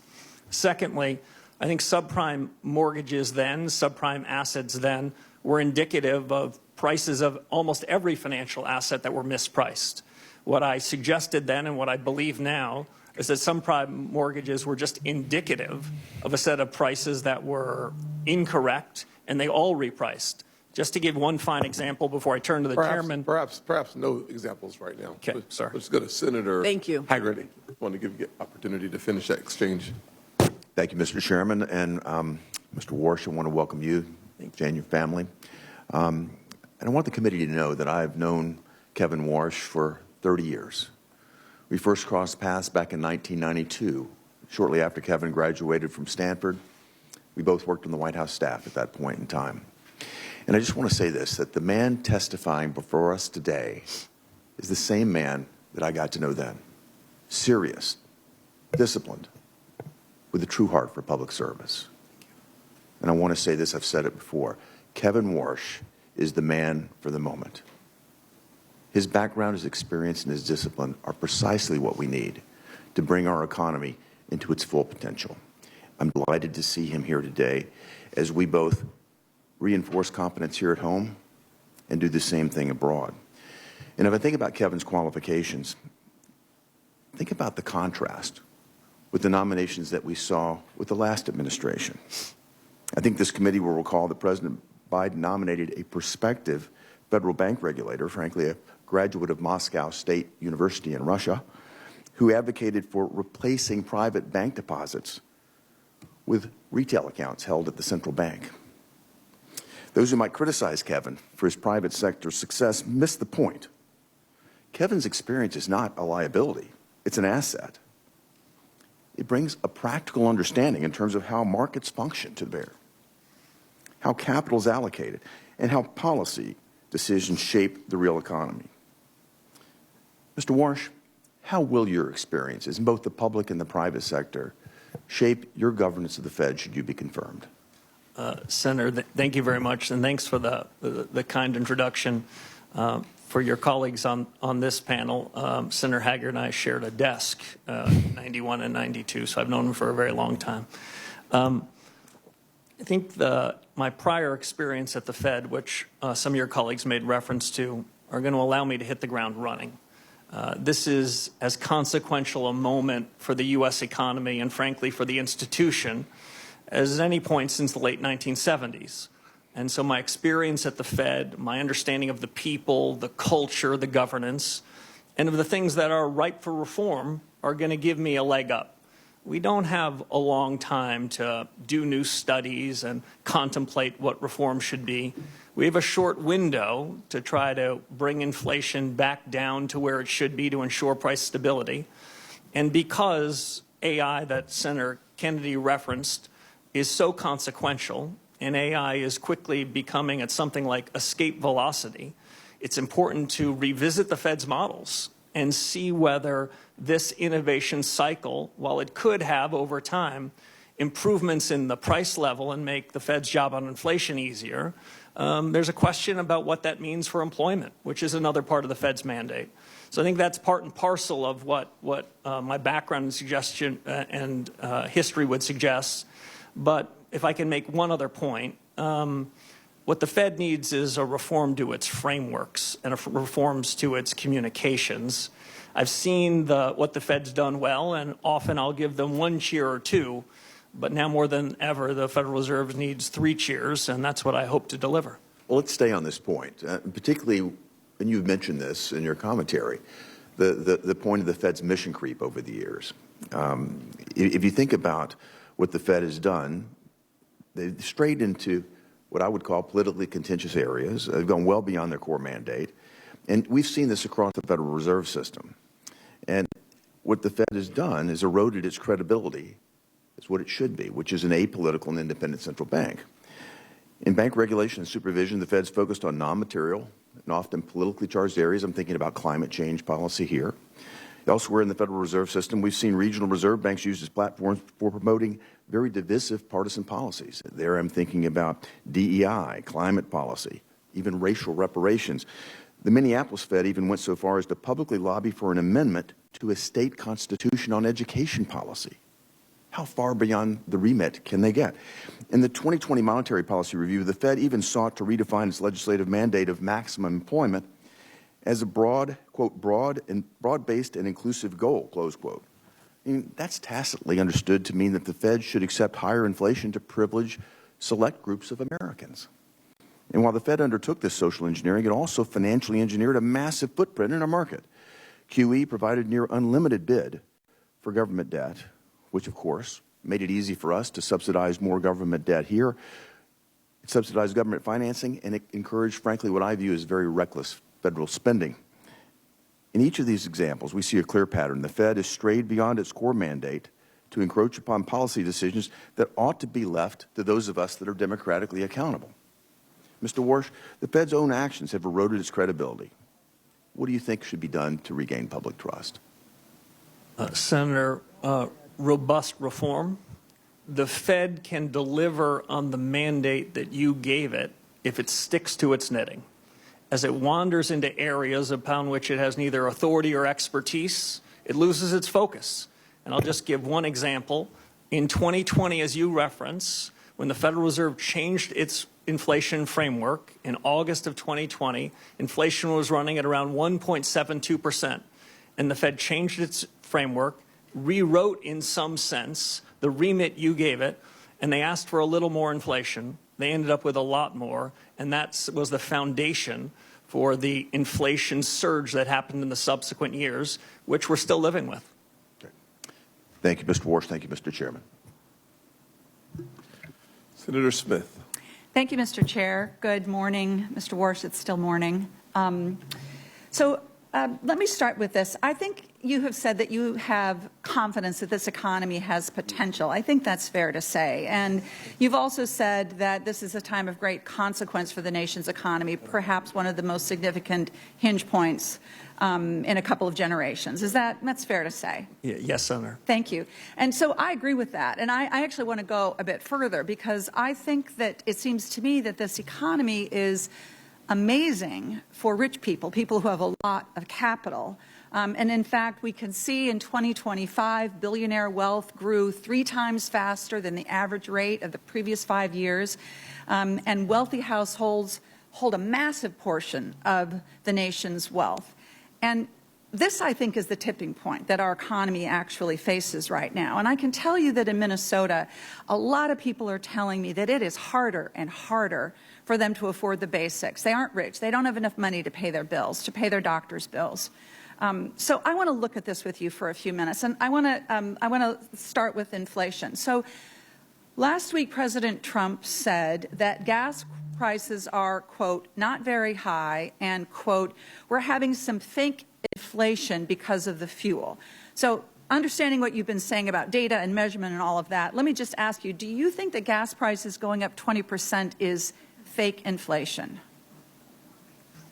Senator, the gas prices like beef prices, eggs, milk, and the rest, they move, and when they move in the wrong direction, American people are hurting by it. There's no question about it. That's right. American people feel it. It's not fake to them. It's money that they don't have in their pocket because gas is up 20%. I think my constituents would say that that inflation is real and not fake. Okay, so let's look at unemployment. At the State of the Union, the president said, quote, the roaring economy, excuse me, this is the quote, the roaring economy is roaring like never before. So do you agree with that statement? Is that how you see the economy, that is roaring like never roaring before? So Senator, if I can clarify 2 things. One, there's a difference between the change in prices and inflation. The change in prices happen in a market economy. When inflation moves up, that's because the Fed had something to do with it. Now, on the state of the economy, I would say that the broad contours of the economy are improving. The potential of the economy, the real results of the economy are improving, but I think it can improve more, and I think in the years ahead, I think the economy's potential is strengthening. So, the reality is that the economic data, understanding what you're saying about economic data being not imperfect, that there was almost 0 job growth in 2025. And so that looks to me like not a roaring economy. It looks like a weak economy, which is what my constituents are telling me back in Minnesota. Let me go to one last look at this.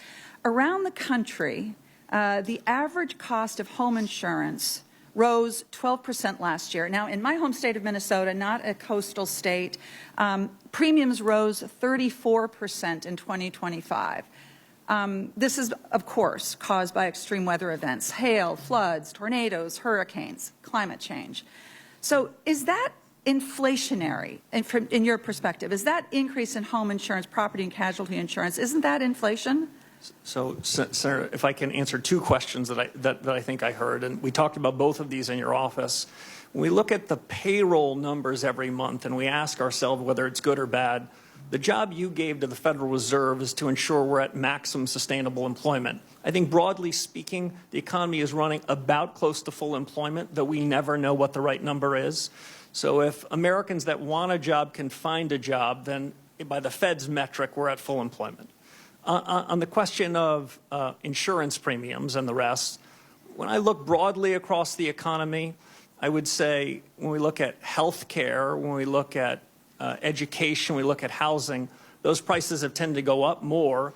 In the less regulated parts of the economy, we've seen a downward structure, a downward change in prices, and we try to aggregate them the best we can. But I'm not exactly sure what your point is there, but I would just say that my point here is that rising home insurance rates caused by increasing extreme weather events, climate change, is another inflationary pressure that people in my state are dealing with. And this, of course, the reason I'm focusing on this is because I'm worried that because of the pressure that you are going to be under from the president to lower interest rates, that this inflationary pressure that my constituents are feeling is going to get worse and not better. And so I don't have time to ask my last question, but it is literally this. The president has said that he demands that the next Fed chair will lower interest rates. And I take him at his word at that, and that is what causes me such grave concern here. Thank you, Mr. Chair. Yes, ma'am. Senator Lomas. Thank you, Mr. Chairman. Welcome, Mr. Warsh, and congratulations on your nomination. And thanks for appearing before this committee, and taking both the positive questions and some of the hostility. I apologize for my colleague's behavior when it strays outside of decorum.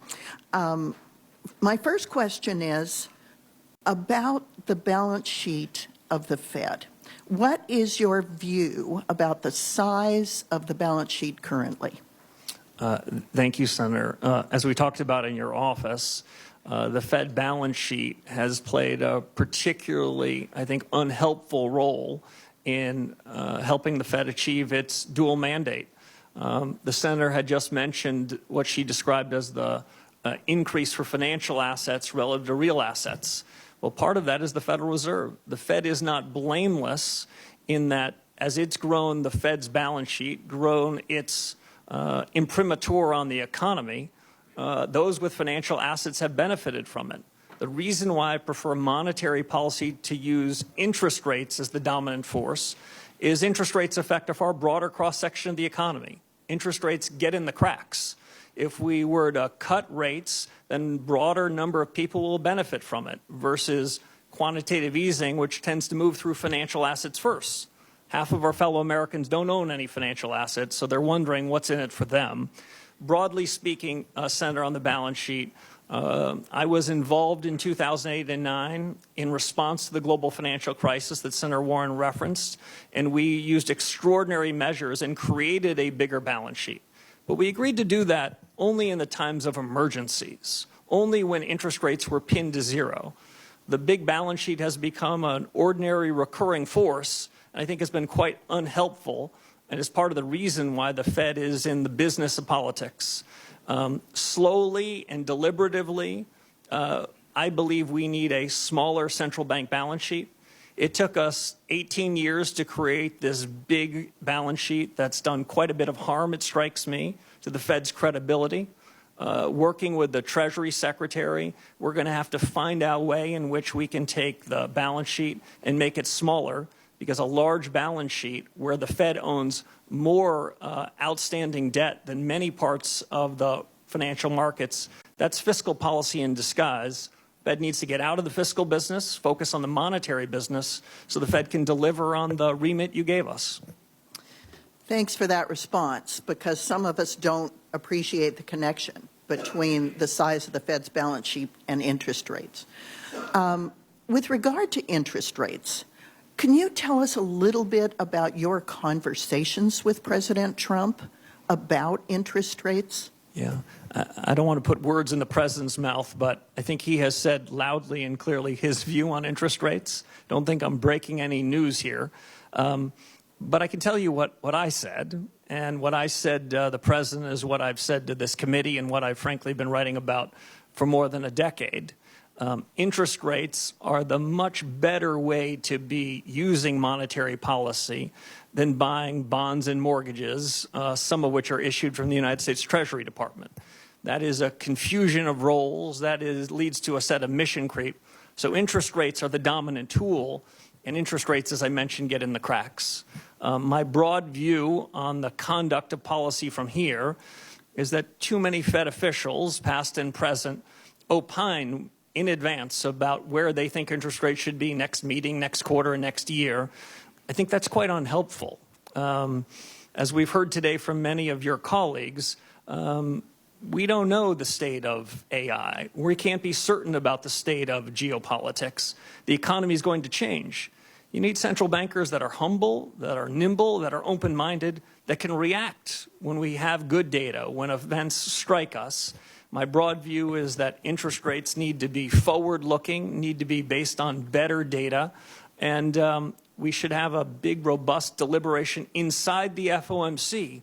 I tend to favor messier meetings than some, where people don't show up with rehearsed scripts, but we can have a good family fight. If the central bank has that good family fight, I think that they're going to make better decisions. And if they happen to make mistakes, they'll correct them sooner. So I'm not one for pre-deciding what interest rates should be. I never said to the president where I think rates should be. I never committed any such thing, and I wouldn't have even thought about doing so. Quick yes or no. Do you believe that digital assets should be incorporated into our financial industry so Americans have new investment opportunities and consumer protections? Senator, digital assets are already part of the fabric of our financial services industry in the United States. Yes. Thanks, Mr. Walsh. Senator Warnock. Thank you, Brother Chair. Mr. Warsh, congratulations on your nomination, and I appreciated our time together in my office a few weeks ago. If confirmed, you will serve as chair of one of the most powerful economic institutions in the world. Decisions you make would move markets, affect Americans' retirement savings and ability to buy homes. It would influence the global economy. You currently serve as a lecturer at Stanford University. If you were to assign, if Professor Warsh were to assign a letter grade to the American economy today for the average working family, what grade would you assign? Senator, it was good to meet with you in your office. You know, in modern academic institutions, they give everybody A's, so it's not a fair comparison. Especially at elite universities, I know everyone gets perfect grades. Well, what grade would you give the economy? Well, if I gave a student anything other than an A, the dean would summon me to his office because I would have hurt his self-image. Well, the Americans that I talk to, particularly in the state of Georgia, who haven't had the benefit of attending some of these elite institutions, are trying to make their lives work. They're sitting around their kitchen tables trying to figure out how to put their kids through school. And regardless of how the markets are doing, consumer confidence is at a record low. So that's their grade on the economy.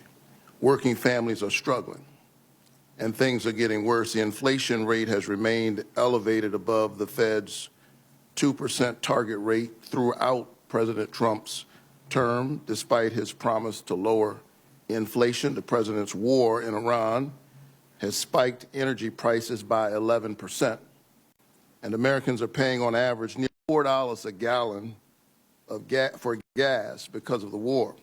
We've lost nearly 90,000 manufacturing jobs since President Trump took office. He promised us a manufacturing boom.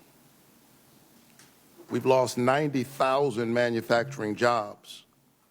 And Americans already dealing with high prices paid $1,000 more per household in 2025 as a direct result of President Trump's illegal tariffs, which he remains committed to in spite of the Supreme Court decision. He does even better than this practice of, these institutions. When asked what grade he would give the economy, he said an A, and then he thought about it and said, no, actually A+++. And as I thought about his answer, I was wondering who was he talking about? Who is it an A+ for? Certainly not the ordinary working class Georgians that I'm fighting for every single day. Maybe the people closest to him, but I'm hard-pressed to think that folks across the state of Georgia who are looking at their grocery bill, looking at their gas bill, looking at the $1,000 that they've had to pay would give the economy an A++. What are your thoughts? Senator, thank you. If the Fed were to execute on a series of policy reforms, then I believe the economy can be stronger. I believe inflation can be lower, and I believe real take-home pay can be higher. I think the Fed is not blameless for the divergence you described between those that have financial assets and those that don't. Had the balance sheet not been brought from the $800 billion level when I showed up at the Fed in 2006 to an order of magnitude higher, if the Fed had kept a smaller balance sheet, the way the Senator I just talked about a few moments ago, I think interest rates could be lower, inflation could be better, and the economy could be stronger. Yeah, you discussed your theory of the case with me in that regard. But I think you would agree that the recognition, I think implicit in your testimony is the recognition that this is not a A++ economy. In your economy, in your testimony, you note the importance of price stability and correctly note that inflation means people lose purchasing power, particularly harming low-income folks. But I also noticed your testimony did not really discuss the Fed's other mandate, and that's to maximize employment. Inflation is critically important, but if you don't have a job, you're in trouble. Do you view the Fed's mandate for maximizing employment as equally important to its price stability mandate, and are you concerned about weak job growth numbers? Before the nominee answers the question, the senator from the elite university, Morehouse, is out of time. So I appreciate the question, but we will have the answer submitted for the record. I know you wanted to attend Morehouse College. I'm sorry. Everybody wants to attend Morehouse, by the way, but I am a Charleston Southern Buck. I appreciate. Very happy about that. He couldn't get into Charleston Southern, but it's good you got in somewhere. This is good. If you can't get into Morehouse, go to Stanford. Everybody's got jokes up here, so we'll go to Senator Brett. Thank you, Mr. Chairman. Before I get started, I want to emphasize that transparency and accountability at the Fed are absolutely vital. The American people need to have trust in our government. We need to have trust in our government agencies, and that includes transparency and accountability at the Fed. So when we're talking about billions of dollars being spent on renovations, it's absolutely appropriate for Congress to ask questions. And it is absolutely appropriate for Congress to get answers.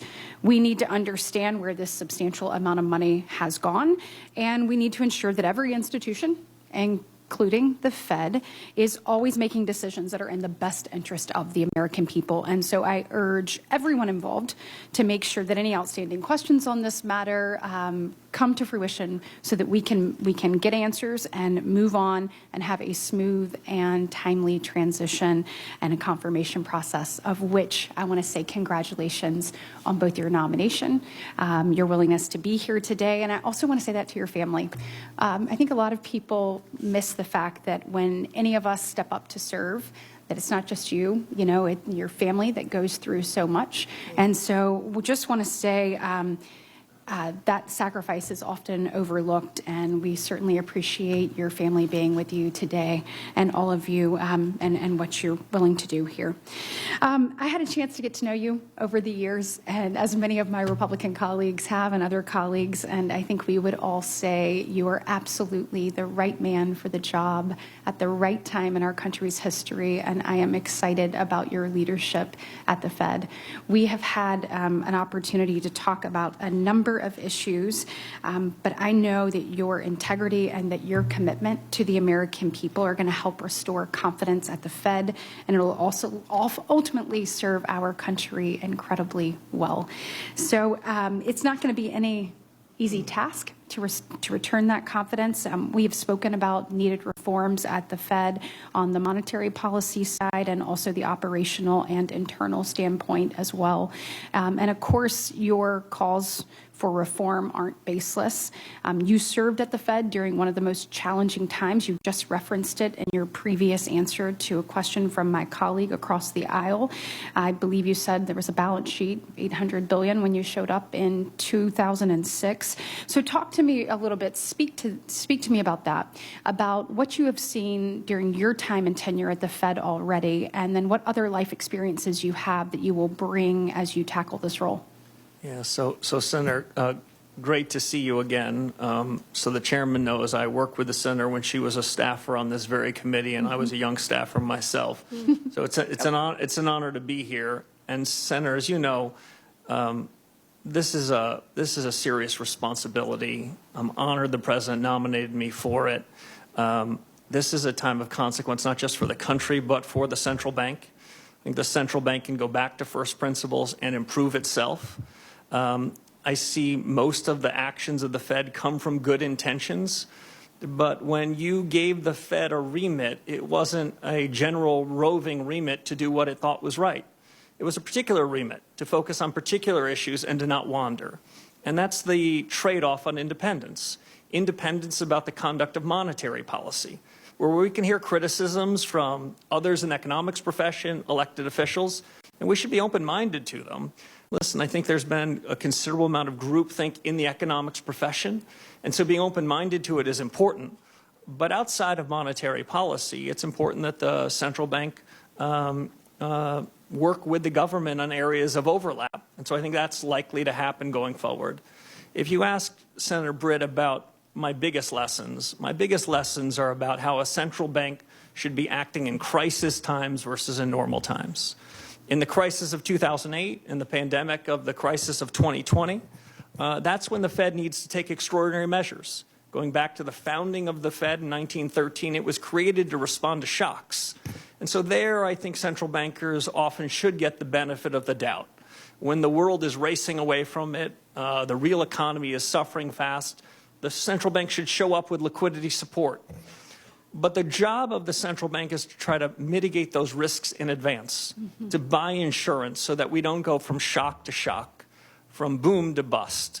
And so my criticism is more about the conduct of monetary policy and regulatory policy in normal times. And that's the area that are in need of reform.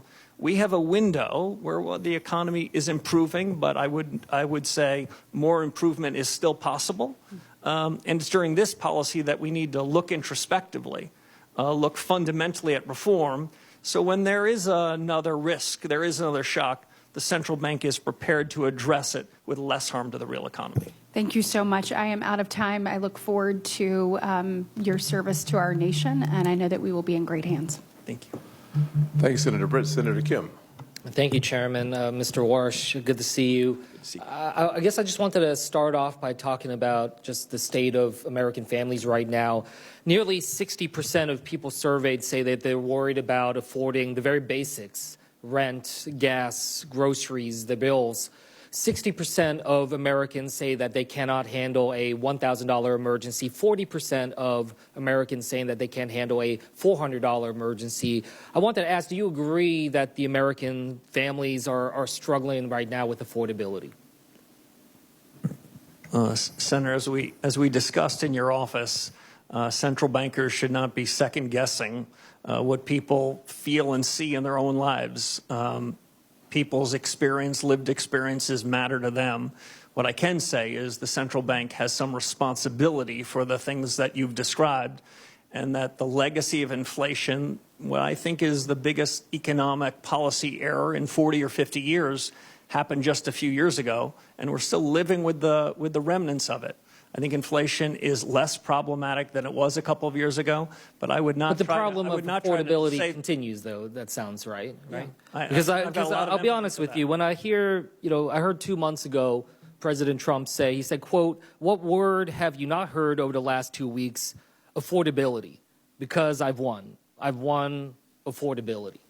It sounds like you would disagree with that assessment that the fight for affordability for American families is over. So I think the trend is going in the right direction. But we still have more work to do. Well, the way I would describe it, Senator, is the cumulative increase in prices starting in early 2020 till now is between 25 and 35%. So I understand what hardworking Americans say. It's still a struggle. That's a legacy of a past policy error. One thing that you talked about before is about just the real costs that families are facing right now. And I appreciate that you were pushing back on that comment that the president had about calling the energy prices and the fuel price increases that we're having fake inflation, because right now Americans have paid more than $8.4 billion more in gas during the first month of this war. Fertilizer, 70% of respondents to the Farm Bureau survey said that fertilizer is unable to be afforded right now, just given the price increases. Are you concerned that there could be real long-term effects of this war in Iran, especially if we're continuing to see these challenges when it comes to fuel and fertilizer? Senator, if my reform agenda, if confirmed, stands for anything, it's for the central bank, especially the Fed chairman, to stay in its lane. I know that, but you so also I wouldn't want to wander outside of it. I'm happy. But you're also charged with forecasting in terms of understanding where our economy is going. So does an impact of that magnitude rise to something that the Fed should keep an eye on and be concerned about? The Fed should have an open mind towards all sorts of data, but the things that central banks can affect are things that are not one-off in nature, but are persistent and find their way into the generalized price level. And that's that something I wanted to ask you about that, because you talked about a fundamental policy change when it comes to the Fed, and I guess I wanted to just get a little bit more clarity on that. Senator Lummis mentioned about the balance sheet and the concern you have about that. What level do you think the balance should be at? If it's $6.7 trillion now, where do you think the goal is in your mind? So I haven't fixed a particular number, but any changes, Senator, in the balance sheet would be part of a public discussion, debated rigorously.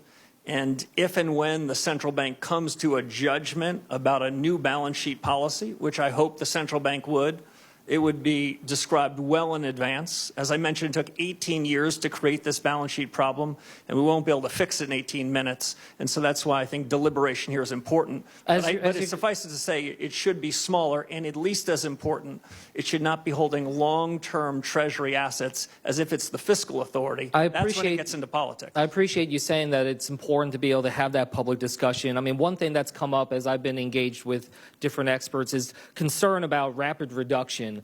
If you are moving in that speed, it could generate a number of concerns, including upward pressure on long-term interest rates. So I guess I just wanted to check, do you share that concern? As you are thinking about how to reduce it, do you also understand, though, that there are concerns about rapid reduction and the speed with which you're trying to go down? Yes, Senator, and that kind of regime change would have to be deliberate, well orchestrated, well choreographed, and well described so that unnecessary upset are not done to financial markets as we go to a policy regime change much more focused on interest rates. With that, I'll yield back. Thank you, sir.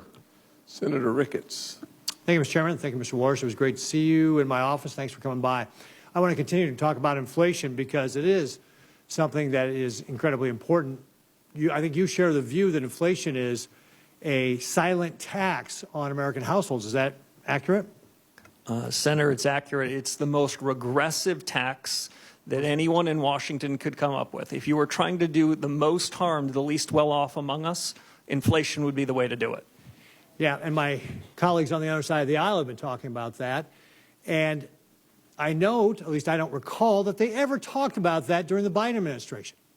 Because it was during the Biden administration that we saw this record inflation, this 40-year-old high inflation. And yet my Democrat colleagues were silent about it back then. Now they want to talk about it. But of course, American households were hurting back then as well. Inflation was caused by President Biden's reckless policies and reckless spending. Let's look at ARPA, a partisan bill that was passed by the Democrats, which cost taxpayers $1.9 trillion. When ARPA was passed in March of 2021, inflation was at 2.6%. Inflation quickly accelerated. It was over 5% by May, June, and July, and by the end of the year, December, it was 7%. Does federal government spending have anything to do with inflation, Mr. Warsh? Senator, as we talked about in your office, my view of inflation is a bit different from some. I don't think inflation comes about when the economy grows too much or hardworking Americans get an increase in their wages. I think inflation comes about when the government prints too much, by which I mean the central bank, and broadly speaking, the government spends too much. And so we're spending too much money, and now we've been cleaning up their mess ever since. I will also note the Republicans have been taking efforts to reduce the deficit. I think year to date it's down about 10.6% from where it was last year. And this is why it's so important we get our spending under control. I think you also talked about the balance sheet. And one of the things about the balance sheet is that I think if I hear you're saying it's too big, and it benefits people who have financial assets. But if you don't have financial assets, you haven't seen the benefit of a large balance sheet at the Fed. Is that accurate? Senator, it's broadly accurate. When the large balance sheet was created in the 2008 financial crisis, the agreement between my colleagues and I was that we would only use this in an emergency scenario because the transmission mechanism for a large balance sheet goes two ways, through signaling effects and through asset prices. Now, at the time of the financial crisis, financial asset prices were down 60 or 70%, and so it was understandable. Interest rates were at zero. But in the ordinary course, the central bank, an independent body, should not be adopting a set of policies that have that kind of distributional consequence. That's why interest rates are a better way to be setting monetary policy. So if I don't want to put words in your mouth, but just what I hear you saying is let's reduce the size of the balance sheet because that benefits maybe half the American population. And then let's focus on interest rates and inflation so we can benefit all Americans. That if we take interest rates down, that benefits all Americans. You said it gets into the nooks and crannies. That if we get inflation under control, that is how we benefit all Americans. And the size of the balance sheet has only benefited some Americans. So what you're really about is trying to change a policy at the Fed that has really benefited under the last administration people who have lots of money, actually not just the last administration, the previous administrations, but you also want to make sure we get off of the inflation. I mean, during the Biden administration, we saw 4 years in a row of declining real wages for American households. And what you want to do is get that inflation under control so that all American households benefit. Is that fair? That is fair. I'm going to paraphrase former Chairman Paul Volcker, where he said something along the following lines. You would need to have a PhD from an elite institution to believe that inflation doesn't have something to do with money. Okay, great. Real briefly, I've only got a few seconds left here, but I'm going to switch topics on you real briefly. Chairman Powell and Secretary Bissett met with leaders of our largest banks recently to talk about advanced AI models like Mythos from Anthropic to identify banking vulnerabilities. It's apparently very good at finding those vulnerabilities. When confirmed, what will you do to modernize the Federal Reserve's internal risk assessments, tabletop or scenario planning exercises to ensure that we can anticipate and defend against the type of emerging risks that potentially models like Mythos could present if used in the wrong hands? I have about 20 seconds to answer that. 20 seconds. Senator, a lot is the short answer. The 15-second answer beyond that is the pace of change in these technologies is accelerating. AI, which I think of really as American ingenuity, gives America a huge head start relative to our competitors around the world, but it's not without real risks and real challenges, and a forward-looking, reform-oriented central bank needs to be on the front end of it. Great. Thank you very much. I look forward to your leadership. Senator Gallego. Thank you, Mr. Chair. How are you? In a 2019 interview with Bloomberg, you said monetary policy is important not for decision it makes, but for reasons it gives for the explanations. Mr. Warsh, the Federal Open Market Committees or that the Fed sets U.S. monetary policy through interest rate decisions at those meetings, do you commit to maintaining the current practice of holding a meeting at least once every 8 weeks, yes or no? Senator, by statute, as we talked about in your office, I believe the statute requires a minimum of 4 meetings, but 4 is not enough. So having more meetings than that is appropriate. But I've not even begun to look at the meeting schedules for 2027 and beyond, of course, subject to confirmation. Okay. So then do you commit to holding a press conference at least on the day of the FOMC meetings? Senator, right now press conferences are held periodically. If you ask me my true personal opinion, right now Fed chairs and other central bankers around the FOMC, they speak quite frequently. There is no lack of transparency. But I would say this, I think truth-seeking is more important than repetition. And if one has a press conference, one wants to deliver some important news. Perfect. So and I would follow up on that, then, would you commit to taking questions at those press conferences? If a press conference were held, I think it would be incumbent to hear what the reporters of the day had in mind. Thank you. I'm glad, you know, our personal meeting regarding this was very enlightening. Earlier today, you said to Senator Kennedy that President Trump never demanded you to cut interest rates in your job interview. Is that your sworn testimony? That is, Senator. Okay. Well, someone here is lying then, because it's either you or President Trump. Because in an interview with the Wall Street Journal of December 12th, President Trump confirmed that he pressed you on your commitment to support interest rates cuts. And I quote, during a 45-minute meeting with Warsh on Wednesday at the White House, the president pressed Warsh on whether he could trust him to support interest rate cuts if he were chosen to lead the central bank. According to people familiar with the meeting, Trump in the general interview confirmed that, repeating, Mr. Chairman, I'd like to enter for the record the Wall Street Journal article, December 12th. Trump says he's leaning towards Warsh or has it to lead the Fed. So, you know, this brings up an issue of credibility at this point. Who's lying here? Is it you or the president? Because the president confirmed that he did ask you to cut interest rates. Senator, there's, of course, a third alternative. You cite a couple of reporters for a leading financial newspaper. I recall reading that story at the time. Did you issue a correction? I think those reporters either need better sources or better journalist standards. Did you ask for a correction? There are things in the newspaper, Senator, I see all the time that don't strike my ear as correct. So it is, in your opinion, that the president then is lying when he said he did not ask you? I can only repeat to you, Senator, what I said to several of your colleagues. So you did not? You right now, under sworn testimony, are saying just to right now that the president of the United States in that job interview did not ask you to cut interest rates? The president never asked me to commit to interest rate cuts at any particular meeting over the period of my tenure at the Fed. He didn't ask for it. He didn't demand it. He didn't require it. And nor would I have ever done so. So if these reporters come back and say to do another follow-up on this and they confirm what they heard, what will your response be? Well, my response would be what I suggested to you a few moments ago. As I read that story in real time, I remember thinking they either need better journalistic standards or better sources. So, you know, here's my problem, Mr. Chair and colleagues.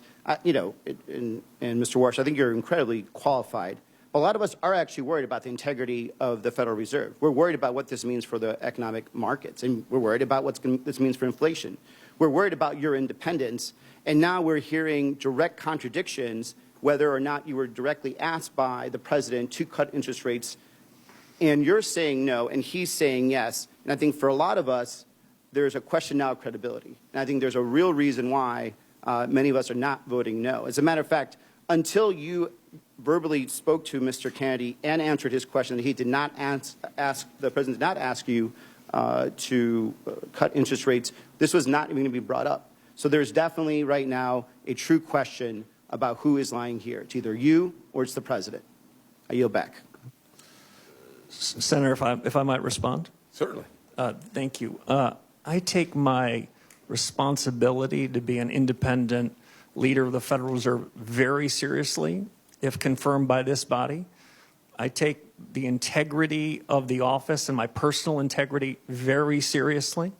And I stand by every word I said. The president never asked me to commit to any such thing, nor would I ever do so. Mr. Banks. No, sir. Thank you, Mr. Chairman. Governor Warsh, congrats on your nomination. As we spoke about during our meeting in my office, I strongly support your nomination and look forward to voting for you to be the next chairman of the Federal Reserve, and it can't happen soon enough. One policy area that we strongly agree on is the threat that China poses to America's economy. In fact, you've written publicly that China is deliberately positioning its financial system to rival U.S. leadership and actively working to elevate its currency on the global stage. Can you talk for a minute about how the Federal Reserve reinforces the strength of the U.S. dollar as the world's reserve currency in the face of that challenge? Sure. Senator, it's great to see you again. We talked about some of these issues of the G2 rivalry, the rivalry between the U.S. and China in your office. If confirmed as chairman of the Federal Reserve, I will then have to say that it's the Treasury Secretary's business to talk about the dollar. It's the Fed chairman's business to talk about interest rates. But I think I can say this quite comfortably. The dollar is the linchpin of the global economy. The United States and the Federal Reserve is a beneficiary of the strength of the dollar. The U.S. financial system is the most important financial system in the world, and the central bank's been charged with really important responsibilities in overseeing it and supervising it. There are risks to the U.S. position in the world, including economic. The economic statecraft agenda led by Secretary Bessent and Secretary Rubio is an important one.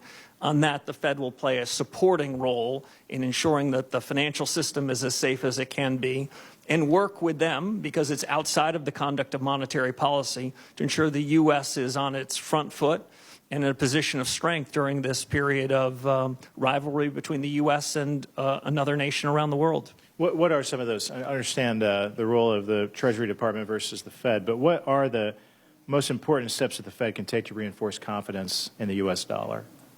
Deliver stable prices, Senator.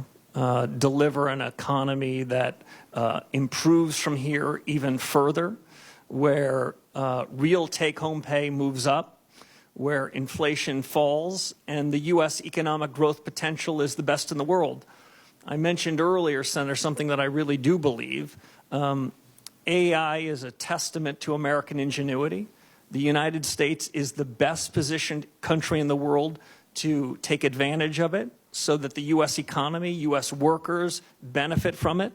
That the U.S. is in a better position than anyone else, but it's filled with challenges, geopolitical challenges, technology challenges.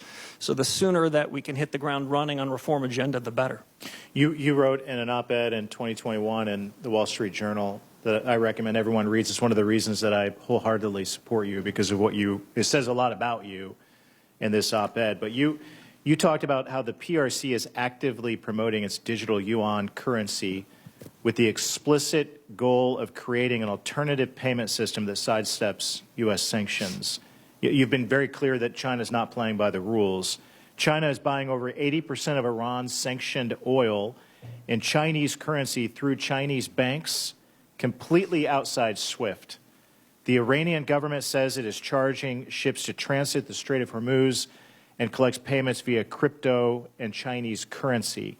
What tools does the Federal Reserve have to defend the dollar's role as countries route payments through the Chinese financial systems to do business with Iran and other adversaries? Yeah, Senator, thank you. As we talked about before, monetary policy is independent.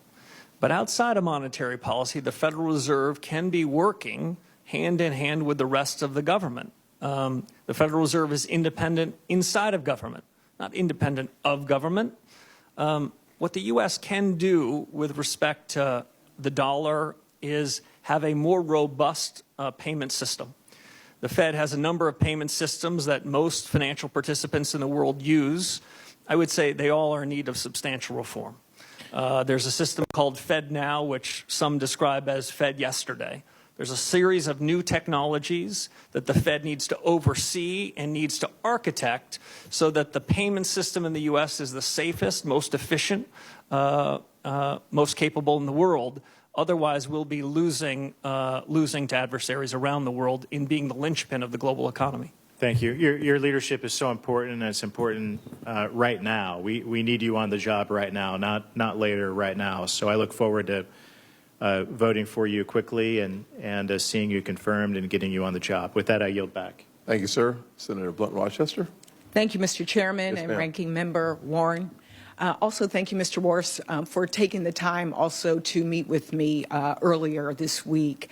I share many of the concerns of different committee members about us kind of putting the cart before the horse.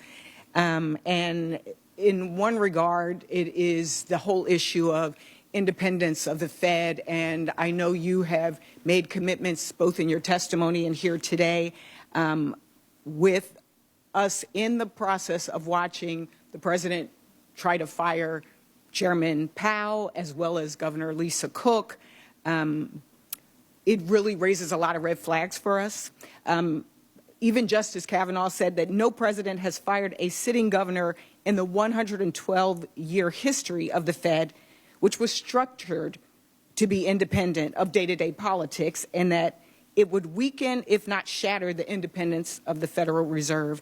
There are a lot of questions here today as well about both ethics and whether or not all the paperwork is in, and even Senator Warren's question about, selling of the assets and whether they will be transparent is something that's important, again, to ensure confidence. And so I shared some of those concerns with you in person when we met, and I share them here for the record.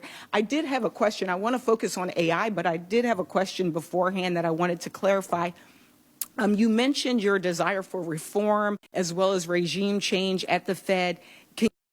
Could you just clarify, you didn't mean removing the regional bank presidents whose 5-year terms were just restated and re-upped in December? Senator, I meant policy regime change. Got it. So for the record, we're not looking at regime change for those 12 board presidents. I want to jump to AI because it's probably one of the #1 issues that I hear about in my state. I'm former Secretary of Labor in Delaware. This is something that I asked Chair Powell when he was here as well about. A lot has happened in a year. And one of the things you have characterized this as the most productivity enhancing wave of our lifetimes, past, present, and future. You have described it as structurally disinflationary, and that central bankers must make a bet. I'm in the camp with Senator Kennedy. I'm concerned about us making a bet on something that we know. You've said it, Chairman Powell said it. We don't have the data to even understand yet. And so my first question is, what happens for policy if that surge doesn't materialize as expected? Yeah. So, Senator, I enjoyed our discussion. I think the essential elements of a new policy for the Federal Reserve is to get access to better data and to dig deeper into the productivity possibilities that can come out of this new investment wave. Today we call it artificial intelligence. 2 years from now we're going to call it business CapEx, and 3 years from now we're going to call it just ordinary business. I think it has two important effects on the conduct of policy. I don't claim to have perfect knowledge of how any of these are going to go, but I do have an intuition the pace of change is accelerating. I'm sorry, Senator, go ahead. I was just going to ask, how much of your view on interest rates depends on those productivity gains showing up quickly? Yeah, so I think it has two elements. One is the increase in capital expenditures to build data centers and the rest. That will have an effect on demand. That will increase demand. My guess is a few tenths of 1%. But on the supply side of the economy, to increase the potential output of the economy, that could be considerably bigger. We don't know that. We can't bank on that. But considerable work needs to be done by the Federal Reserve in evaluating this productivity wave. As I said before, monetary policy works with long and variable lags. So you have to make some informed judgments. And unlike other people in office, if the judgments are wrong, you've got to call the flag on yourself and correct them. Well, I think there's been a lot of conversation here about concerns that in your record, in your history, you have been hawkish on inflation rates and keeping them low. And now we're looking at AI. What I don't want to see is us use AI as an excuse. Yes. For making good policy. Too much depends on it. Too many families' lives depend on it. And in our conversation, I also talked about the fact that I know Wall Street is going to be okay, but who we're concerned about as well is Main Street. Yeah. Thank you. I yield back. Thank you, Senator. Senator Kramer, you are recognized. Thank you, Mr. Chairman. Thank you, Mr. Warsh, for being here. Thanks for stepping in the gap. Thank you. In fact, I'm a little bit curious as to why you even want to do this. I'm thinking, I don't know. I don't know. Anyway, congratulations on the choice. By the way, with regard to independence, real quickly, I find it curious. In fact, I've often found curious that people expect somebody who's appointed by an elected official has to be confirmed by 100 other elected officials would somehow not have a philosophy. That's what I hear sometimes. Like, why don't we, speaking of AI, we should just have an AI Fed chairman. That way it'd be completely neutral, right? Other than the people that put all the information in the algorithms. Anyway, that said, I think we should not forget that it would be common for a president who believes that interest rates should be lower to want to nominate somebody who has expressed that maybe interest rates could be a little lower, as opposed to the quid pro quo that's being accused of today. So I'm just grateful you're willing to do it. By the way, the other thing about independence that strikes me with regard to the Fed, do you have any idea how often an interest rate decision by the Fed is a 12-0 or a 10-0 vote? Do you have a sense of it? I do, Senator. I'd say over the last 15 years, decisions have been unanimous or near unanimous. As I said to one of your colleagues earlier, I prefer clean memos and messier meetings, and there's nothing wrong with a divergence of opinion. These are very hard calls. Thank you. I don't know when diversity became a bad thing in a room of thinkers, particularly with staggered terms. The other thing, none of this was in my mind that long ago, but the other thing that strikes me is you do have a lot of experience. This is your 20th anniversary, or at least your second anniversary. Have your thoughts changed much or evolved over those 20 years of experience in various categories, areas, not to mention your research and your intellectual and academic writings? I mean, have you evolved a little bit? Absolutely. I'll make 3 points if I can. One is it is essential for the chair of this organization to be open-minded to new ideas. The world is moving fast. The mistake that's common in the economics profession, which Secretary Schultz once described to me when I was telling him that I was thinking about pursuing further studies, he said, it's fine to get a PhD, but make sure that's not the last day you were learning. Too many people in the profession go back to what they learned 30 or 40 years ago. We've got to be open-minded. The world's changing and the facts are changing. To the characterization I heard from some of your colleagues about did my opinions change, my opinions change when the facts change. When interest rates are at zero and the balance sheet is growing and the economy is booming, well, relative to that, I will say I sounded hawkish. In 2018, when the Federal Reserve pushed to raise rates into a financial market meltdown and economic weakening, I said that was a mistake. That was dovish. I expect to have a divergence of views based on the facts on the ground. And if I could just answer one other question you asked about why I want to do this job, I would say I've lived the American dream. I've been the luckiest, most blessed, fortunate person with the greatest teachers. I was a kid from upstate New York in public schools, and I had an opportunity to serve after 9/11. I was walking with a friend of mine who happens to be in this room away from a building near the site of the tragedy. I was walking up Fifth Avenue, and I thought to myself, what am I doing? And so I committed myself to public service then. I did 10.5 years of public service.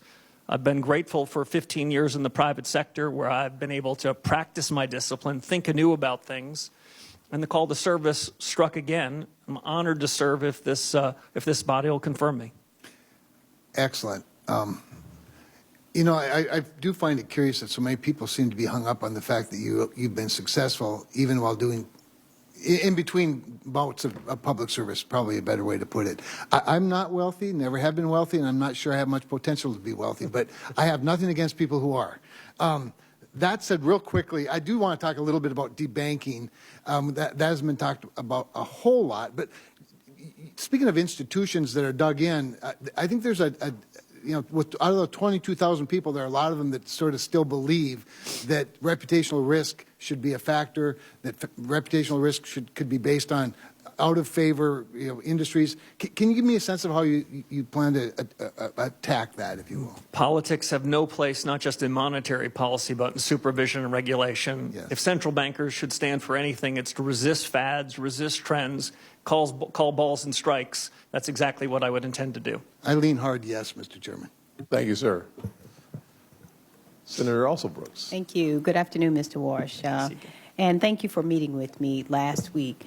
In August of 2025, President Trump tried to fire Fed Governor Lisa Cook for unsubstantiated allegations widely believed to be politically motivated. Thankfully, both a federal district court and the D.C. Circuit Court of Appeals ruled in favor of Governor Cook, preventing her from being fired while the investigation proceeds. This is a landmark test for independence. Now, Supreme Court Justice Brett Kavanaugh said allowing Cook's firing to go forward would weaken, if not shatter, the independence of the Federal Reserve. So I would like to ask you, will you commit to defending Governor Cook's tenure as Chairman Powell has done? Senator, it was a pleasure to meet you in your office and spend time with you. As I said to you then, I'll repeat here to the broader committee. If I stand for anything, it's the Fed should stay in its lane. As I understand that matter, it's pending before the United States Supreme Court. I think it's inappropriate for me to weigh in on that, especially because in the event that I am confirmed, I could be a party to that matter. Well, I disagree with Mr. Warsh. I disagree with you. This is your future colleague who was confirmed by both this committee and this Senate to serve her country. Chairman Powell has defended her tenure, and your answer to this is you will not defend her. Is that correct? No, Senator, that's not my answer. My answer is there's a pending case before the Supreme Court, the results of which I think we're going to hear about soon. If confirmed by this body, I will follow the Constitution, the Supreme Court law, and the best of the Fed's tradition. Well, let me ask you this then. Do you agree or disagree with Justice Kavanaugh on the Supreme Court, who said that her firing would weaken, if not shatter, the Fed's independence? Do you agree with Justice Kavanaugh? So I took a constitutional law class, but I wouldn't say I'm worthy of being a Supreme Court justice. What I can say is Fed independence means everything to me. And it means, and that's exactly what I would try to do if I'm confirmed. Well, I'd like to move on to the criminal investigation of Chairman Powell. The Trump administration could have taken many off-ramps to end what is a ridiculous exercise. Instead, they have doubled down. U.S. Attorney for the District of Columbia, Jeanine Pirro, sent prosecutors to the Fed last week to continue this circus, and they were turned away. Chairman Powell has said that the administration's investigation is not about any testimony or the renovations of a building, calling these arguments pretext, and he said that the threat of criminal charges is a consequence of the Federal Reserve setting interest rates based on its best assessment of what will serve the public rather than following the preferences of the president. So do you dispute Chairman Powell's assertion that the investigations are pretext for policy disagreements? Senator, as I said with respect to the other case, this is also pending before the courts. I have a ton of confidence in the court's ability to make a final resolution. I'd abide by any judgment of the courts and would follow that judgment in the best of the Fed's traditions. Okay, it's difficult. Let me just ask you another question instead. Just a few days ago, bless his heart, President Trump called Chairman Powell a stubborn, incompetent person who he said suffers from Trump derangement syndrome. Now, can you say before this committee that you disagree with this characterization? Yeah, my disagreements with Chairman Powell are about policy, not about personality or personnel. Okay, let me ask you another question about the president. Now, my colleague a moment ago said to you that the president, you said the president has never asked you about lowering interest rates, and you said he never specifically, is the word you used, demanded that you decrease interest rates. Well, did the president generally suggest this to you as well? You know, in my recitation to your colleagues, I wasn't trying to be clever. The president never generally or specifically instructed me, suggested I should commit to any interest rate path whatsoever. Okay, let me go to another point. So if the Senate does not confirm you by May 15th, the president may inject more financial chaos into our economy by illegally attempting to remove Chairman Powell and installing someone else until your confirmation. Now, the law is quite clear here. If there is a vacancy, the current chairman continues to serve as chair pro tem until the Senate confirms a replacement. But the Trump administration is gearing up to fight this assertion. And I expect every financial leader and reporter is watching your words right now, which can move markets. So I'd like to give you an opportunity to reassure them. Do you agree that the law requires the current Fed chair to continue serving as interim chair while this replacement is confirmed? So I haven't been advised on that. I will say this. I was a summer associate for 8 weeks at a law firm, and that was the extent of my legal career. I'm certainly not capable of defining whether the Vacancy Act applies to the Federal Reserve or not. All right. Thank you. Yes, ma'am. Senator Bernie Moreno. Mr. Chairman, thank you for the honor of going last. I know that's normally reserved for people with much more status than I have, so I appreciate that very much. Mr. Chairman, I'm going to read something here for a second. Mr. Chairman, it's clear that Mr. Warsh is tremendously accomplished. He is committed to strong capital standards, effective supervision, and meaningful market discipline. He knows unequivocally that the Fed must be independent, non-ideological, and nonpartisan. And for this reason, I am proud to support his nomination. I wish I had said those words, but those are the words of Senator Chuck Schumer when he voted to confirm you, in fact, introduced you. So I would like to enter that into the record. As they say, there's nothing wrong with that, but it looks like Democrats used to love you at one point. What changed? The Senator, I don't know. You didn't catch the Seinfeld reference, so it's just proof that you did not watch the show. All right. Let me ask you some quick rapid-fire questions. I know people have enjoyed being here this long, but maybe not others. A lot has been said, and I think it's important, on the plight of working Americans when it comes to being able to afford the basic elements of what it means to be somebody here who's successful in the working class. Are working class Americans better off or worse off than they were 3 years ago? The aggregate statistics show improvement, but I do want to suggest with better Fed policy, I think the improvement can be stronger. No, clearly. But we're not done, and we have a long way to go. But if you're somebody who's an average working American today, in 2026, you're better off than you were 3 years ago, because 3 years ago, you were getting demolished by generationally high inflation. Is that true? The trajectory on inflation is improving, but there's more work to do. And one of the key parts of why I'm supporting you is because a total and complete focus and understanding that the interest rate tool is the tool that allows you to help working Americans much more than the balance sheet tool. Would you agree? Yes, Senator, I do. All right, perfect. Let's move on to central bank digital currencies. Do you agree that the Federal Reserve has no legal right to issue a central bank digital currency? Senator, I agree that they don't have the right, and I think it would be a bad policy choice. So let me just put an exclamation mark on that. Under your chairmanship of the Federal Reserve, you will not have the Federal Reserve explore or any way move towards a central bank digital currency. If it's within the power of the chairman of the Federal Reserve, I agree with that statement. Perfect. Let's shift over to AI. A lot has been said about that. And I worry that some of my colleagues don't feel that this is, quote unquote, real or happening as quick as it is. It is happening insanely fast. In fact, would you agree that it could lead to an employment shock, especially for entry-level white-collar jobs? Senator, I agree with you on the pace of the technology revolution. I've had to update my own priors versus 6 or 12 months ago as I've seen the rate of improvement of the models. Senator, the way I describe it is this. I am more confident that there will be improved output than I am certain about when the effects of that would be on the labor market. I basically believe in the following good economic tenet, which is described as the lump of labor fallacy. And we tend to think in economics, there's only a fixed number of jobs, and we've got to fill them every day possible. The labor force, the structure of the labor market changes. The jobs that will be created 2 or 3 years from now, some of which are unimaginable to us today. But the lag between the improvement in output and the effect on the labor markets, that's got to be central to the Fed's thinking, given the pace of innovation in this cycle.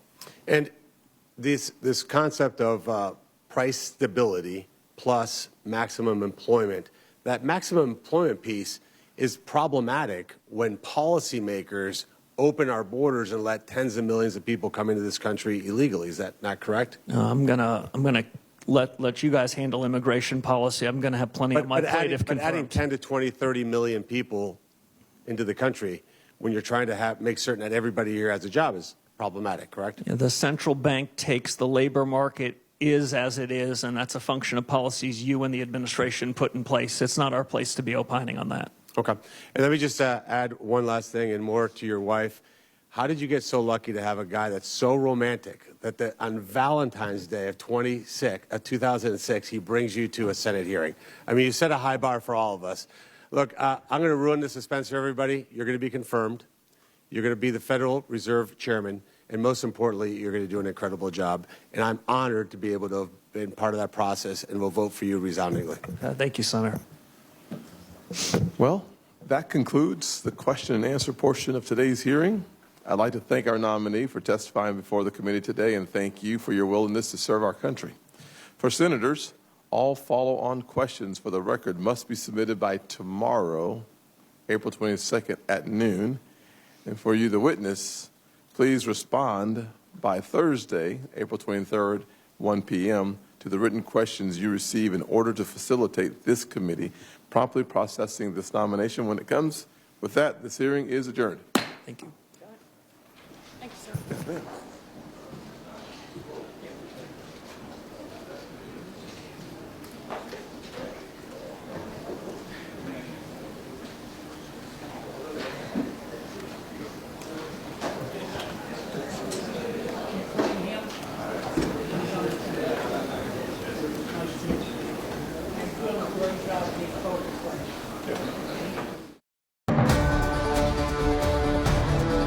You're watching C-SPAN 3.